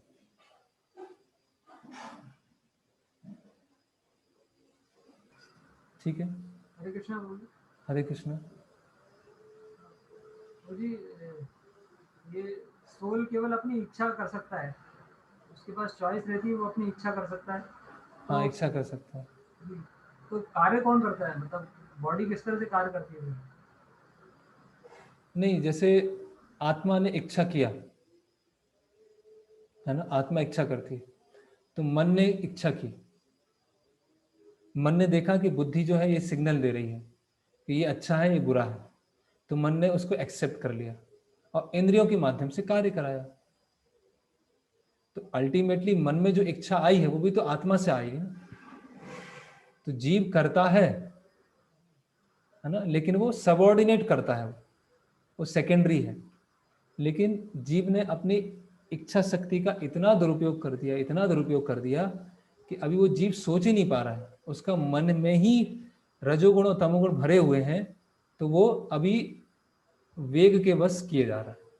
इस तरह से होता है। मतलब एक तो शुद्ध अवस्था है, परमहंस अवस्था है, उसमें केवल आत्मा इच्छा कर रही है और व्यक्ति सेवा किए जा रहा है। एक अवस्था है पूरा बद्ध है, जहां पे जीव का जो इच्छा शक्ति है पूरा चला गया है, रजोगुण और तमोगुण के प्रभाव में है। और एक साधक अवस्था है जिसमें मध्य अवस्था है, जिसमें हम ना तो पूरी तरह से लिबरेटेड है कि आत्मा इच्छा कर रही है, न पूरी तरह से बंधे हुए हैं कि रजोगुण और तमोगुण के प्रभाव में। तो उसमें क्या चलता रहता है, एक टसल चलता रहता है ना। कभी हम वेग के बस कर लेते हैं, कभी हम सोच विचार के करते हैं। तो हमारी अभी मध्य अवस्था है, ये है। ठीक है, सुजीत शर्मा जी। जी हरे कृष्ण प्रभु जी। जी हरे कृष्ण। ये जो अभी आपने जो एक्सप्लेनेशन दिया उस पे मेरा प्रश्न है कि जब आत्मा इच्छाएं कर रहा है, आपने बताया आत्मा तो मूल रूप से शुद्ध है, निर्मल है, भगवान का अंश है, तो वो इस प्रकार की इच्छाएं क्यों कर रहा है कि जीव जो है वो रजोगुण और तमोगुण के प्रभाव में आ रहा है? सतोगुण तो मान लीजिए फिर भी ठीक है। एक्चुअली जीव तो शुद्ध इच्छा ही करता है, लेकिन जीव जब अपनी इच्छा शक्ति का दुरुपयोग करता है, जब उसमें भोग की इच्छा जाती है, तो प्रकृति के 3 गुण करना चालू हो जाते हैं। जैसे मान लीजिए एक सिविलियन है, एक नागरिक है जो सरकार के नियमों का पालन कर रहा है ना। तो वो जो सिविलियन है, नागरिक है, उससे अपेक्षित है कि जो सरकार नियम देगी वो पालन करेगा, ठीक है। लेकिन किसी नागरिक की इच्छा हुई, नहीं मुझे सरकार के नियम पालन नहीं करना है, मुझे राइट साइड पे चलना है, मुझे सिग्नल तोड़ के जाना है, तो तुरंत क्या होगी, पुलिस वहां पे पकड़ लेगी, ठीक है। अभी पुलिस का काम पकड़ना है किसको, जो नियमों को पालन नहीं कर रही। तो जब आत्मा ने अपनी इच्छा शक्ति का दुरुपयोग किया, तब प्रकृति के 3 गुण ने पकड़ लिया। अभी वो पुलिस की कस्टडी में चला गया, अभी पुलिस ट्रीटमेंट करेगी, कैसे करेगी। तो वैसे ही वो प्रकृति के 3 गुणों में आ गया, है ना। तो उसने इच्छा शक्ति का दुरुपयोग किया और प्रकृति के 3 गुण ने पकड़ लिया। लेकिन सतोगुण में क्या होता है, रिलेटिवली सजा कम है। सतोगुण में जीव सोच सकता है, लेकिन रजोगुण और तमोगुण में पूरी तरह से बद्ध हो जाता है। ऐसा लगता है, बहुत कंफ्यूजिंग हो रहा है। लेकिन पर जैसे आत्मा तो शुद्ध है प्रभु जी, तो फिर वो दुरुपयोग क्यों करेगा इच्छा शक्ति का? नहीं, आत्मा शुद्ध है, आत्मा सच्चिदानंद है। जैसे पहले भी उसी श्लोक की मैं चर्चा किया था कि इसकी स्वतंत्र इच्छा शक्ति तो हमेशा है ना। स्वतंत्र इच्छा शक्ति का हमेशा वो सदुपयोग ही करता है, लेकिन उसके अंदर इच्छा आ गई कि जैसे भगवान भोग कर रहे हैं मैं क्यों नहीं करूं, मैं भगवान की सेवा क्यों करूं, मैं भगवान से स्वतंत्र होकर एंजॉय करूं। तो इस तरह से आत्मा कलुषित हो जाती है, इस तरह से आत्मा दूषित हो जाती है। ये आत्मा कॉन्स्टिट्यूशनली, आत्मा स्वाभाविक रूप से शुद्ध है, लेकिन उसमें कलमश आ जाता है जब वो अशुद्ध इच्छा करती है, इस तरह से। ये ओके, तो यहाँ पे समाप्त हुआ। अब अध्याय 4 में हम जाते हैं, दिव्य ज्ञान। तो ये अध्याय 3 और अध्याय 4 का जो लिंक है वो किस तरह से है? अध्याय 3 के अंतिम में आध्यात्मिक बुद्धि है। आध्यात्मिक बुद्धि कैसे होगी? आध्यात्मिक ज्ञान के द्वारा होगी। तो भगवान यहाँ पर दिव्य ज्ञान बता रहे हैं। अभी पहली बार भगवान अपने बारे में भगवत गीता में बताएंगे। एक बार भगवान ने अपने बारे में बताया, कहाँ पे बताया है?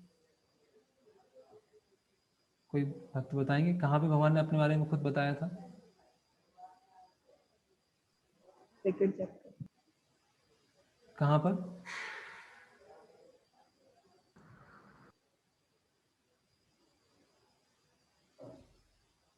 पहली बार भगवान अपने बारे में बताएंगे अच्छी तरह से। इससे पहले कहाँ बताया? दूसरे अध्याय के 61वें श्लोक में। दूसरे अध्याय की, उसमें तो ये बताया कि मेरे लिए सेवा करो, युक्त आसीत मत परा, लेकिन खुद के बारे में कहाँ बताया?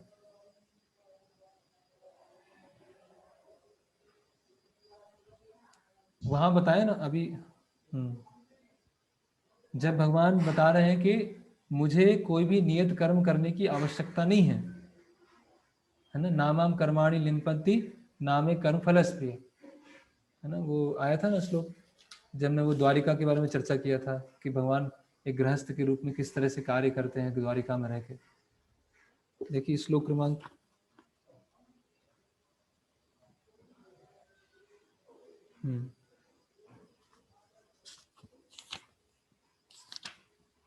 ये है श्लोक क्रमांक 22 और 23, 3rd चैप्टर में।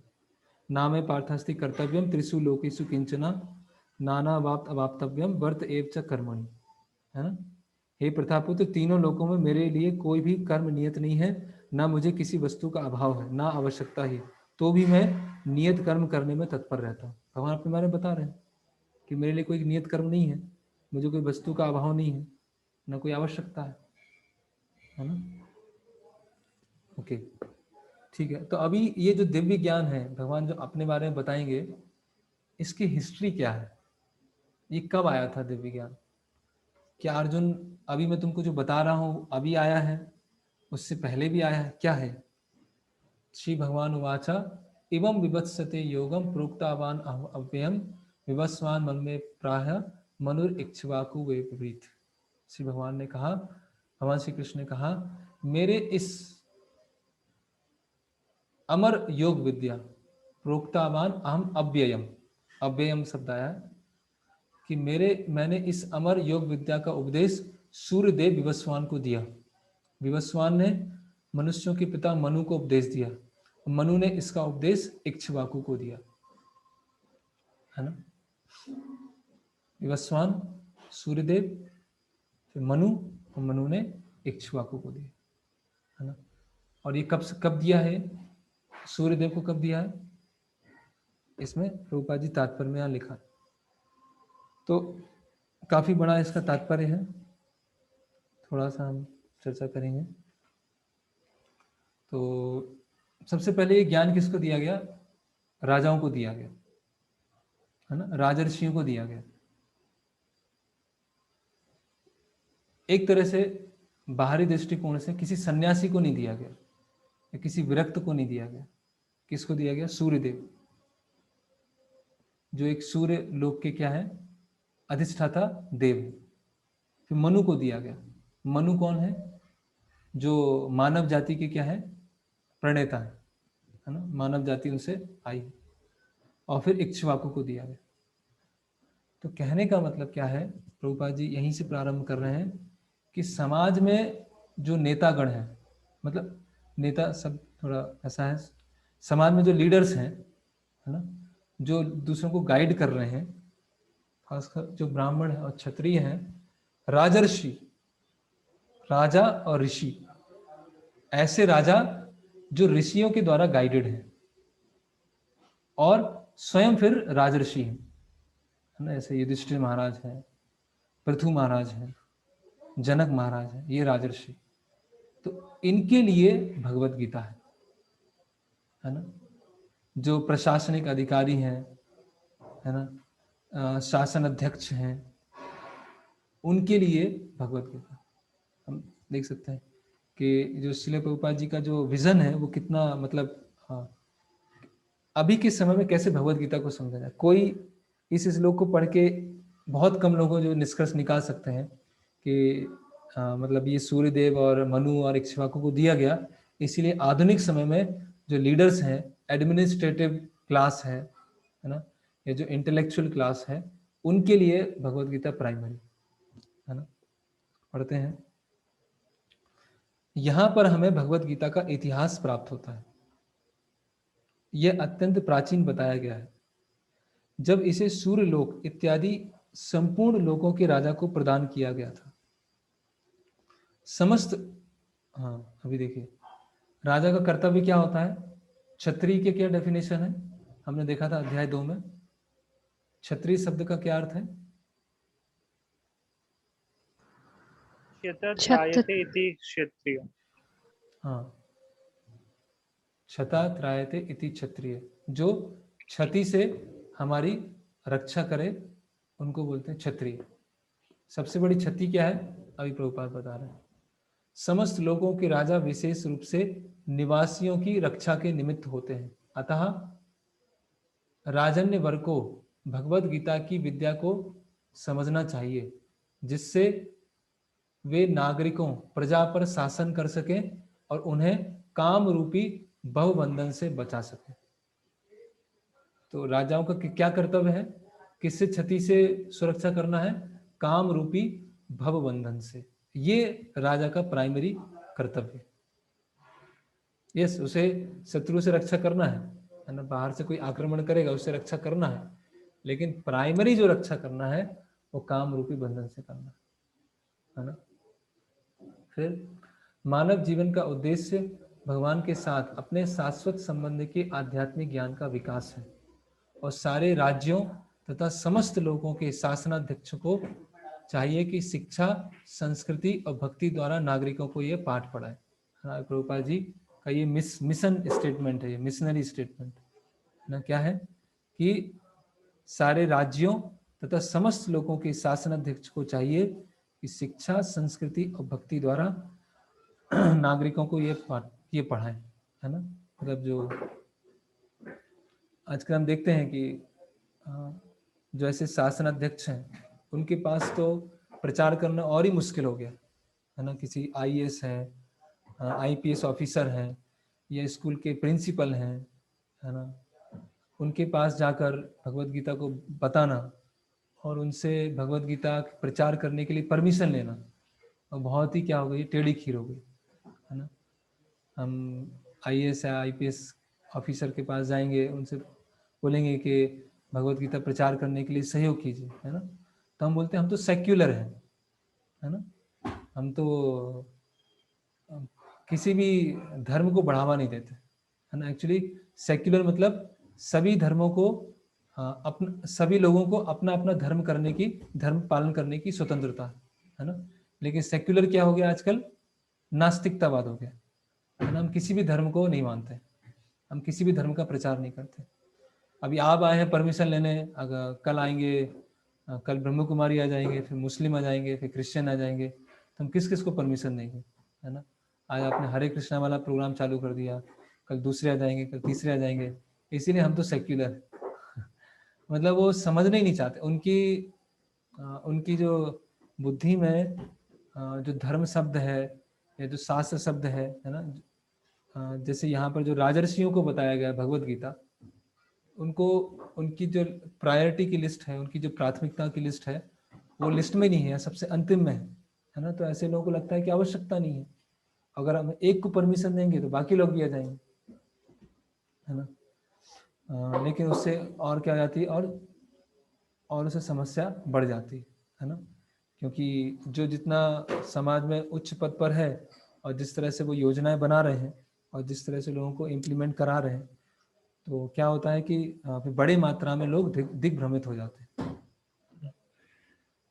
दूसरे शब्दों में सारे राज्य के शासनाध्यक्ष कृष्ण भावनामृत विद्या का प्रचार करने के लिए होते हैं, जिससे जनता इस महाविद्या का लाभ उठा सके और मनुष्य जीवन के अवसर का लाभ उठाते हुए सफल मार्ग का अनुसरण कर सके, है ना।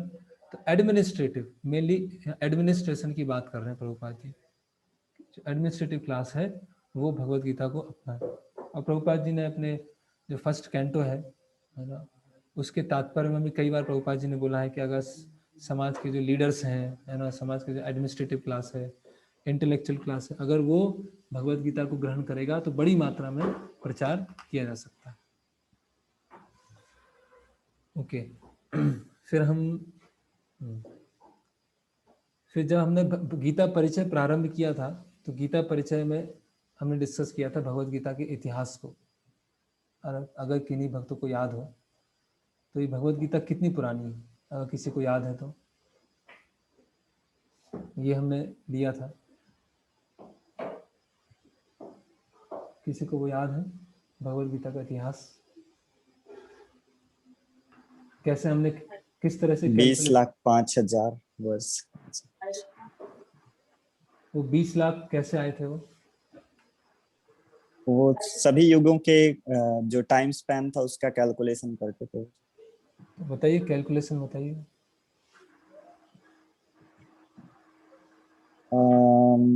कलयुग के 4 लाख नहीं, कलयुग के 5,000 वर्ष। और क्योंकि कलयुग जो होगा वो कुछ 4,32,000 वर्षों का होगा, तो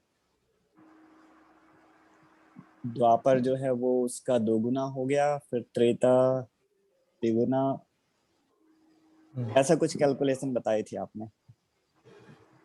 ठीक है, और कोई बताना चाहे? हरे कृष्ण। हरे कृष्ण। हरे कृष्ण प्रभु। हरे कृष्ण जी। हाँ प्रभु जी, जैसे आपने बताया कि त्रेता युग में शुरुआत के समय मनु जी ने भगवत गीता का ज्ञान दिया था, उस प्रकार से यदि हम हिसाब करते हैं तो कलयुग का अभी हम 5,000 साल बीत गया है, और द्वापर युग का ऐसे 8 लाख जैसा है, और त्रेता युग का 12 लाख। तो इस तरह से 20 लाख साल से कम ये भगवत गीता ये मानव समाज में है। तो जो मनु ने इक्ष्वाकु को ज्ञान दिया था, मनु मतलब जो मानव समाज जहाँ से प्रारंभ हुआ है ना, तो मानव समाज में जो कब से विद्यमान है भगवत गीता? 20 लाख साल से।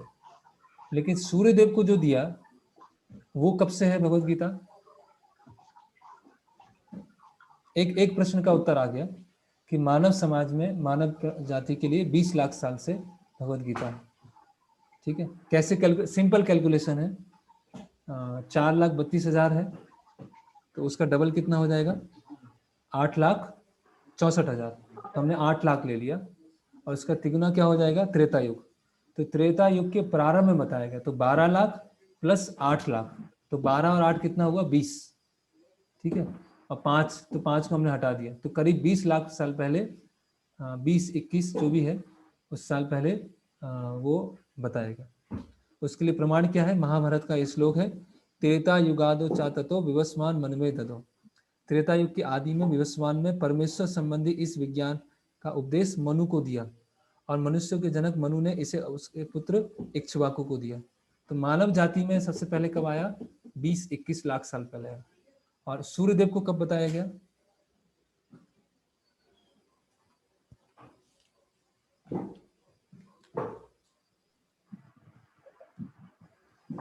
तो ये जो पूरा तात्पर्य है, इसको तात्पर्य में लिखा है प्रभु जी 12 करोड़ 4 लाख वर्ष हो। तो 12 करोड़ कैसे आए वो?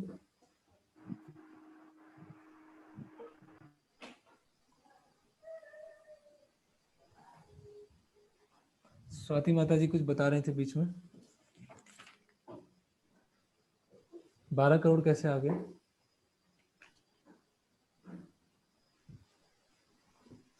हरे कृष्ण प्रभु जी। हरे कृष्ण। बोलिए। हरे कृष्ण जी। प्रभु जी इससे दिया था ना कि वर्तमान मनु की आयु निकाली थी, मतलब ये जो अभी मनुष्य समाज में है, ये तो 21,65,000 वर्ष पूरा का अनुमान अपन ने निकाला था, पर यही तात्पर्य प्रभुपाद जी लिखते हैं कि वर्तमान मनु की आयु जो है कि 30 करोड़ 53 लाख ये अनुमान की जाती है, और इसमें से जो है 12 करोड़ 4 लाख वर्ष बीत चुके हैं। तो इस प्रकार से मनु के जन्म के पूर्व श्री भगवान ने अपने शिष्य सूर्यदेव विवस्वान को गीता सुनाई थी। जैसे ये मोटा अनुमान लगाया गया कि गीता कम से कम जैसे 12 करोड़ 4 लाख वर्ष पहले चली गई थी, और मानव समाज में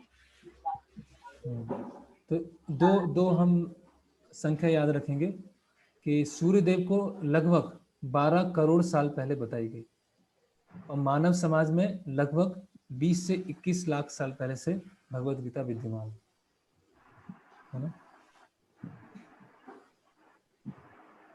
प्रभु ये एक्सप्लेनेशन फिर करेंगे कैसे 12 करोड़ हुए, आप एक बार कर देंगे प्रभु? हाँ, जो वर्तमान मनु है उनकी जो आयु है वो कितनी है? करीब 30 करोड़ है, ठीक है, लेकिन उसमें से 12 करोड़ बीत चुके हैं।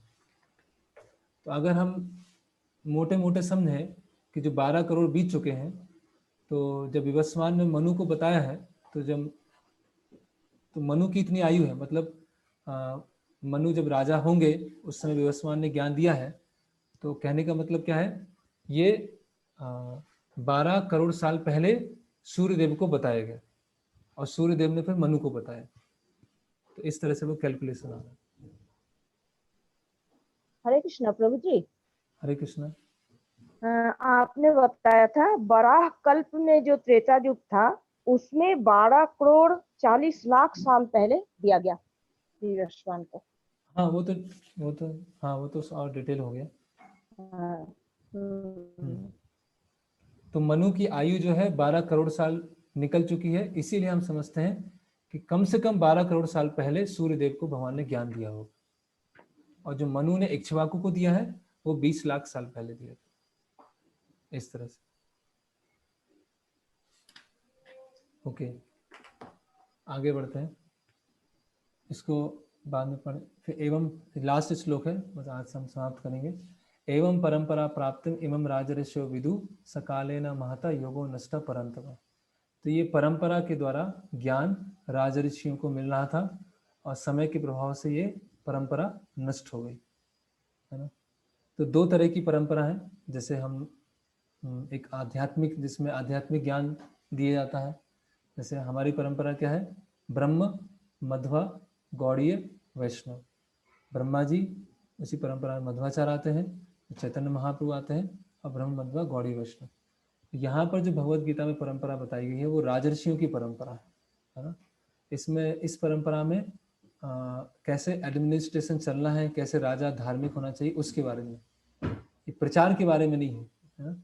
और ये जो वैष्णव परंपरा है, 4 वैष्णव आचार्य आए हैं, तो आगे चल के उन्होंने प्रचार किया, है ना। तो योग सकालेन महता योगो नष्ट परंतपा, तो समय के प्रभाव से ये परंपरा नष्ट हो गई। तो परंपरा नष्ट हो गई मतलब क्या है, ज्ञान नष्ट हो गया। उस समय जब भगवान ने भगवत गीता का ज्ञान दिया अर्जुन को, तो वो ज्ञान कोई जानता ही नहीं था। ऐसा था कि किसी को पता ही नहीं था उस समय, तो भगवान ने दोबारा बताया। ऐसा है, परंपरा कैसे नष्ट कैसे होती है, इसका अनुवाद पढ़ लेते पहले बार। इस प्रकार यह परम विज्ञान गुरु परंपरा द्वारा प्राप्त किया गया, और राजर्षियों ने इसी विधि से इसे समझा, किंतु काल क्रम में यह परंपरा छिन्न हो गई, अतः यह विज्ञान यथा रूप में लुप्त हो गया लगता है। तो कैसे परंपरा नष्ट हो गई, परंपरा कैसे नष्ट होती है?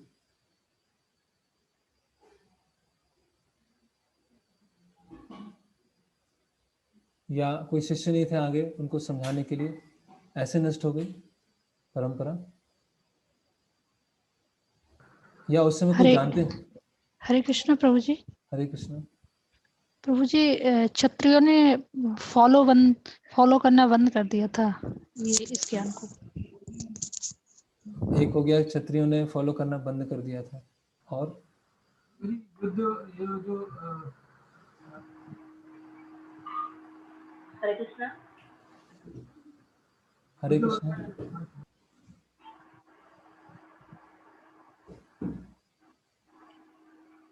हरे कृष्णा प्रभु जी। वर्णाश्रम धर्म जब से बिगड़ने लगा तब से। तो द्वापर युग में तो वर्णाश्रम धर्म था, वो तो कलयुग में बिगड़ा ना।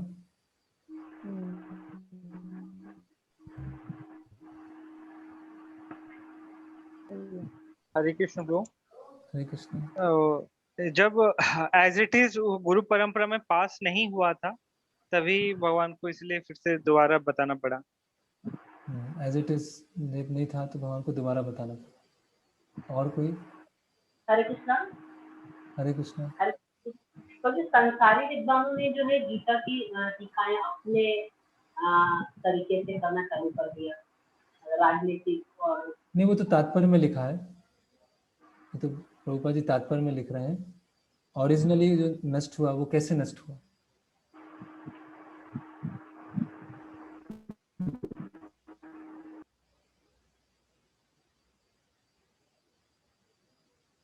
ठीक है, आंसर आ तो गए हैं काफी हद तक। तो ऐसा जरूर नहीं कि ज्ञान नष्ट हो गया, ज्ञान की जो समझ है वो चली गई, है ना। जब बोलते हैं हम ज्ञान लुप्त हो गया, तो ज्ञान तो होता है, भगवत गीता तो होती है ज्ञान, लेकिन उसको उसकी जो समझ होती है, अंडरस्टैंडिंग चली जाती है ना। तो पहला है उसकी समझ चली गई ज्ञान की। दूसरा है जैसे वो आया कि क्षत्रियों ने पालन करना बंद कर दिया, गलत रूप से पालन करना बंद कर दिया। तो वो जो गलत रूप से पालन कर रहे थे उसी को पैमाना मान लिया समाज में कि यही सही है ना। और जो ज्ञान था वो यथारूप में नहीं था, उसमें या तो डिस्टॉर्शन आ गया, है ना, छिन्न भिन्न हो गया, या उसमें डाइल्यूशन आ गया, है ना। तो इस तरह से जो परंपरा होती है नष्ट हो जाती है। अदरवाइज जो आत्मा और शरीर का जो ज्ञान बताया भगवान ने, वो ज्ञान तो बहुत ही बेसिक ज्ञान है। और ऐसा नहीं कि वहाँ पे जो महाभारत युद्ध में जो थे उनको ये पता नहीं था, उनको ही पता था, है ना। लेकिन जो भगवान अंततः जो भक्ति योग में ले जाएंगे, शरणागति में ले जाएंगे, वो ज्ञान क्या है, वो लुप्त हो गया, है ना। तो इसीलिए भगवान बता रहे हैं कि सकाले न महता योगो नष्ट परंतपा, ये परंपरा कालक्रम में नष्ट हो जाती है। तो इसमें हम तो ये एक परंपरा के द्वारा ज्ञान लिया जाता है ना। और परंपरा में अगर कुछ समस्या आ गई, ज्ञान की समझ में समस्या आ गई, ज्ञान मिलावट आ गया, ज्ञान डिस्टॉर्ट हो गया, तो परंपरा नष्ट हो जाती है। तो यहाँ पर प्रभुपाद जी पूरा तात्पर्य बता रहे हैं कि आसुरी लोगों के द्वारा जो भगवत गीता पर टीका की जाती है और भक्तों के द्वारा जो टीका की जाती है उसमें क्या अंतर है। पूरा तात्पर्य यही चल रहा है ना, कि आसुरी लोगों के द्वारा भगवत गीता पे जो टीका है और भक्तों के द्वारा जो भगवत गीता पे टीका है उसमें क्या अंतर होता है। तो तात्पर्य में पढ़ेंगे, निश्चय ही भगवत गीता कभी भी आसुरी पुरुषों के लिए नहीं थी, जिनसे किसी को भी इसका लाभ ना मिलता और जो अपनी अपनी सनक के अनुसार विभिन्न प्रकार की विवेचना करते। अतः जैसे ही असाधु भाष्यकारों के निहित स्वार्थों से गीता का मूल उद्देश्य उच्छिन्न हुआ, वैसे ही पुनः गुरु परंपरा स्थापित करने की आवश्यकता प्रतीत हुई, है ना। तो बहुत सारी गीता है ना, रामकृष्ण मिशन में भी गीता है, ब्रह्म कुमारी में भी गीता है, ओशो की भी गीता है ना, और देवदत्त पटनायक की गीता है, और माई गीता है, विद इन गीता है, विदाउट गीता है, बहुत सारी गीता है ना। तो ये सब गीता है क्या है, इसमें जो भगवत गीता की जो स्पिरिट है, भगवत गीता की जो जान है, उसको निकाल देते हैं, कृष्ण को हटा देते हैं, कृष्ण के प्रति शरणागति को हटा देते हैं। और ये हमें भगवत, जब हम प्रचार में जाते हैं, बुक डिस्ट्रीब्यूशन में जाते हैं, तो ऐसे लोग बहुत सारे मिलते हैं, हमको बोलते हैं कि हमारे पास तो इससे बहुत बड़ी गीता है, आपकी गीता तो बहुत छोटी है, हमारे पास तो बहुत बड़ी गीता है। अभी गीता बड़ी है छोटी है उससे क्या फर्क पड़ता है, प्रमाणिक होना चाहिए, है ना। कई लोग बोलते हैं आपकी छोटी गीता नहीं है जिसको हम पॉकेट में भी रख सकें, है ना। वो लोग तो छोटी गीता लाते हैं, आपकी गीता बहुत बड़ी है ना। फिर इस गीता के अक्षर बहुत छोटे हैं, है ना, ये तो पढ़ने में नहीं आते। अखबार पढ़ लेंगे उससे छोटे अक्षर के, लेकिन गीता पढ़ने में नहीं आती, है ना। तो जनरली लोग, हाँ गीता है, लेकिन उसकी जो प्रामाणिकता है उस पर नहीं जाते कि वास्तव में सही है कि नहीं है ना। तो जैसे ओशो ने भगवत गीता के ऊपर बहुत सारे लेक्चर दिए, है ना। तो एक मैं कोट पढ़ रहा था, भगवत गीता का उसका लेक्चर था, उसमें लिखा था कि सबसे बड़ा ध्यान क्या है, सबसे बड़ा ध्यान क्या है। तो बोलते हैं सबसे बड़ा ध्यान है कुछ भी मत सोचो। सबसे बड़ा ध्यान किस पे करना है कि कुछ मत सोचो। अभी सुनने में कितना अच्छा लगता है ना। इसको बोलते हैं शब्द जाल, वर्ड जगलरी, है ना। ऐसे श्री श्री रविशंकर, उनसे पूछा गया कि जीवन का लक्ष्य क्या है, what is the goal of life. बोलते हैं कि आप पेपर लीजिए और पेन लीजिए, उस पर आप लिखते जाइए कि जीवन में आपको क्या क्या चाहिए। आप लिखते जाएंगे लिखते जाएंगे लिखते जाएंगे लिखते जाएंगे, और जब आपके पास लिखने के लिए कुछ नहीं बचेगा, वो आपके जीवन का लक्ष्य है।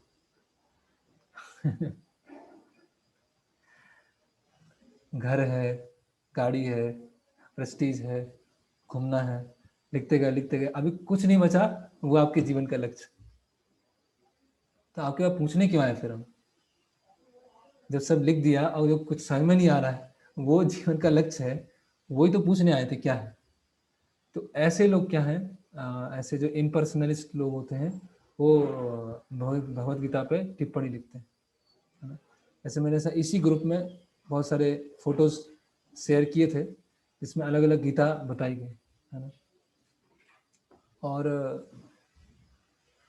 वैसे एक छोटी सी बुक थी भक्ति योग, मैंने बहुत पहले पढ़ी थी, स्वामी विवेकानंद, बुक का नाम था भक्ति योग। तो पढ़ा तो वहाँ लिखा था कि जब जिसकी पूजा की जा रही है और जो पूजा कर रहा है और जो पूजा है ना, जो वर्शिपेबल है और जो वर्शिप कर रहा है और जो वर्शिप है, जब तीनों एक हो जाते हैं तब भक्ति योग प्रारंभ होता है ना। जो उपासक है और जिसकी उपासना की जा रही है, जब दोनों एक हो जाएंगे तब भक्ति योग वहाँ से चालू होता है ना। तो ऐसे हमें अलग अलग गीता मिल जाएंगी। जैसे हम देखते हैं गीता प्रेस गोरखपुर, है ना, तो उसके जो हम अनुवाद पढ़ेंगे, जैसे मैंने एक अनुवाद पढ़ा था, अभी सामने नहीं है गीता, है सामने रखी, तो वो गीता देंगे छोटी वाली।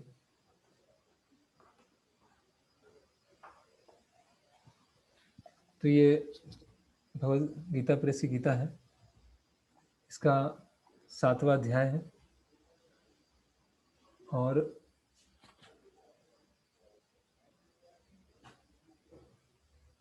24वां श्लोक है।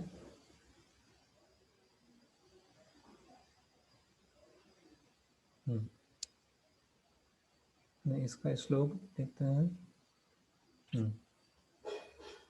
श्लोक क्रमांक 24, ठीक है। प्रभुपाद जी ने जो बताया है वो पहले पढ़ते हैं, फिर ये पढ़ेंगे। 7:24 बहुत ही फेमस श्लोक है। अव्यक्तम व्यक्ति मापन्नम मन्यते माम बुद्धया परम भावम न जानन्तो मम अव्य अनुत्तमम।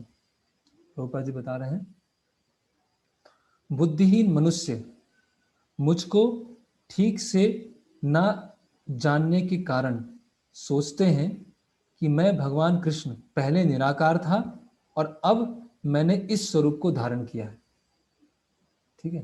तो जो बुद्धिहीन व्यक्ति हैं वो क्या सोचते हैं, पहले मैं अव्यक्त था अभी क्या हो गया हूं मैं, व्यक्त हो गया हूं। मतलब पहले मेरा रूप नहीं था, अब मेरा क्या हो गया है, रूप हो गया। ठीक है। वे अपने अल्प ज्ञान के कारण मेरी अविनाशी तथा सर्वोच्च प्रकृति को नहीं जान पाते। ठीक है।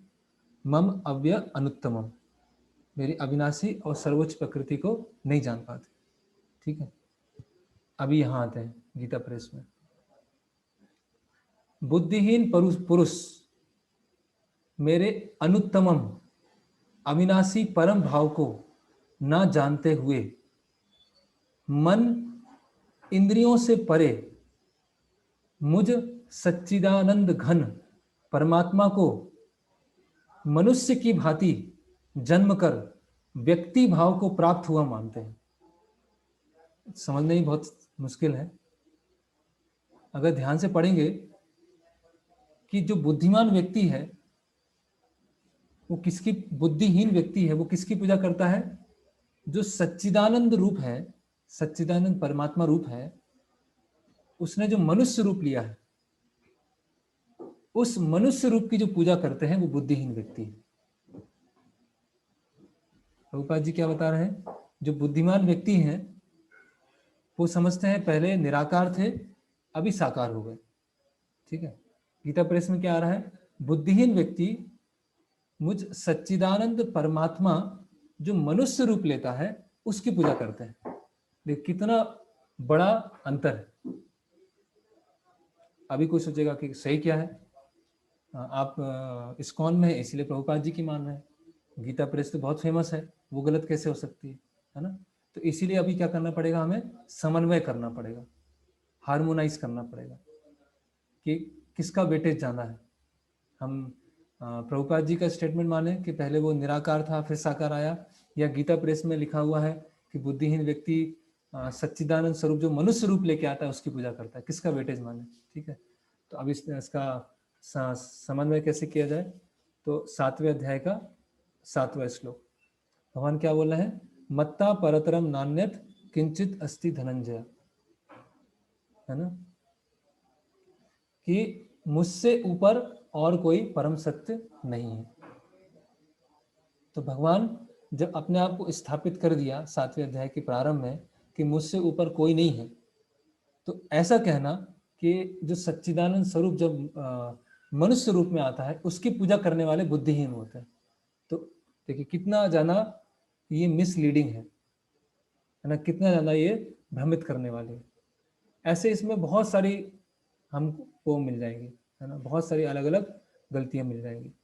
तो इसीलिए हमें ये जो गीता है, गुटका जो है, कभी कभी श्लोक याद करने के लिए रखते हैं। तो अगर केवल श्लोक है तो ठीक है, लेकिन जिसका अर्थ है वो क्या है, वो डेंजरस हो सकता है ना। जैसे कि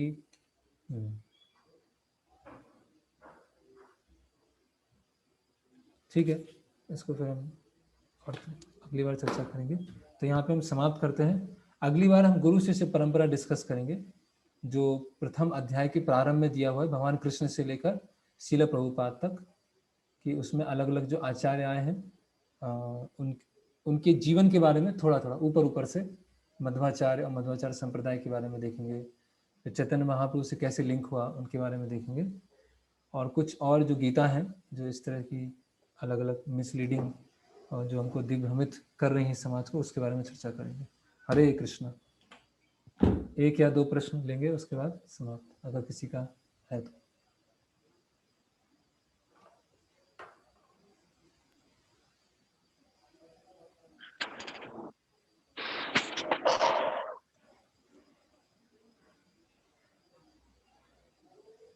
ठीक है, कोई प्रश्न नहीं है।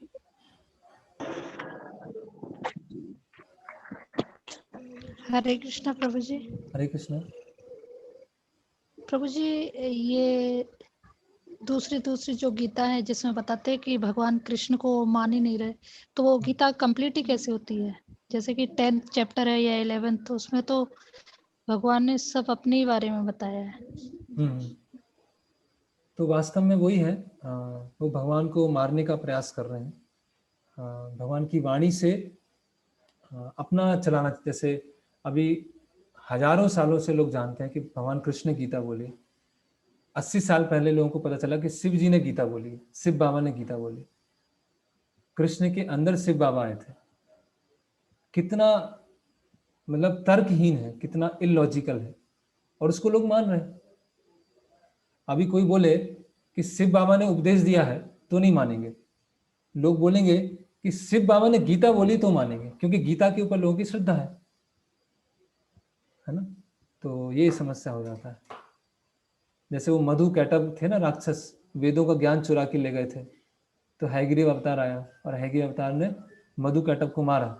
तो इसी तरह से ये जो गलत इंटरप्रिटेशन देने वाले हैं सब ये आसुरी वृत्ति के हैं, जो भगवत गीता के नाम पर अपनी दुकान चलाना चाहते हैं, लेकिन कृष्ण की प्रति जो शरणागति है, कृष्ण का जो सच्चिदानंद रूप है, उसको हटा देते हैं। इसलिए प्रभुपाद जी बताए ना कि प्रभुपाद जी प्रचार करने का सब बोले हाँ हमारे पास गीता है, हमारे पास गीता है, हमारे पास गीता है, लेकिन कोई गीता पढ़ नहीं रहे हैं जी। और प्रश्न? हाँ, लास्ट प्रश्न है डॉक्टर सेवक मेहर जी। हरे कृष्ण प्रभु जी। हरे कृष्ण। हाँ प्रभु जी, ये जो 4 वैष्णव संप्रदाय हैं, हाँ, उनका बाहर जो गुरु शिष्य चल रहे हैं, वो भी तो गीता ज्ञान यज्ञ वगैरह करके सब गीता ज्ञान दे रहे हैं, तो वो हाँ। लोग क्या परंपरा में नहीं आते प्रभु जी? नहीं, वो परंपरा में नहीं है, क्योंकि ये परंपरा का वर्णन कहाँ दिया है? पद्म पुराण में दिया है। पद्म पुराण में बताया, वो श्लोक हम अगली बार देखने वाले हैं कि पद्म पुराण में बताया है कि सृष्टि के प्रारंभ में 4 लोगों को भगवान ने ज्ञान दिया। तो ये 4 वैष्णव परंपराएं। बाकी जो बाहर चल रहा है, और गीता केवल शब्द नहीं है ना, उसके पीछे समझ भी है, उसके पीछे अंडरस्टैंडिंग भी है। तो वो जो गीता ज्ञान यज्ञ है, वो सब प्रमाणिक नहीं है। वो दिख मतलब दिशा निर्देशन नहीं कर रहा है, दिग्भ्रमित कर रहा है वो। जी प्रभु जी। लेकिन उनका तो बहुत ज्यादा, उनका प्रोपोर्शन तो बहुत ज्यादा है प्रभु जी। वो तो है ही, अब कलयुग का तो लक्षण ही ऐसा है। कलयुग में तो यही है, लोग धोखा खाना चाहते हैं, धोखा खाने बैठे हुए हैं।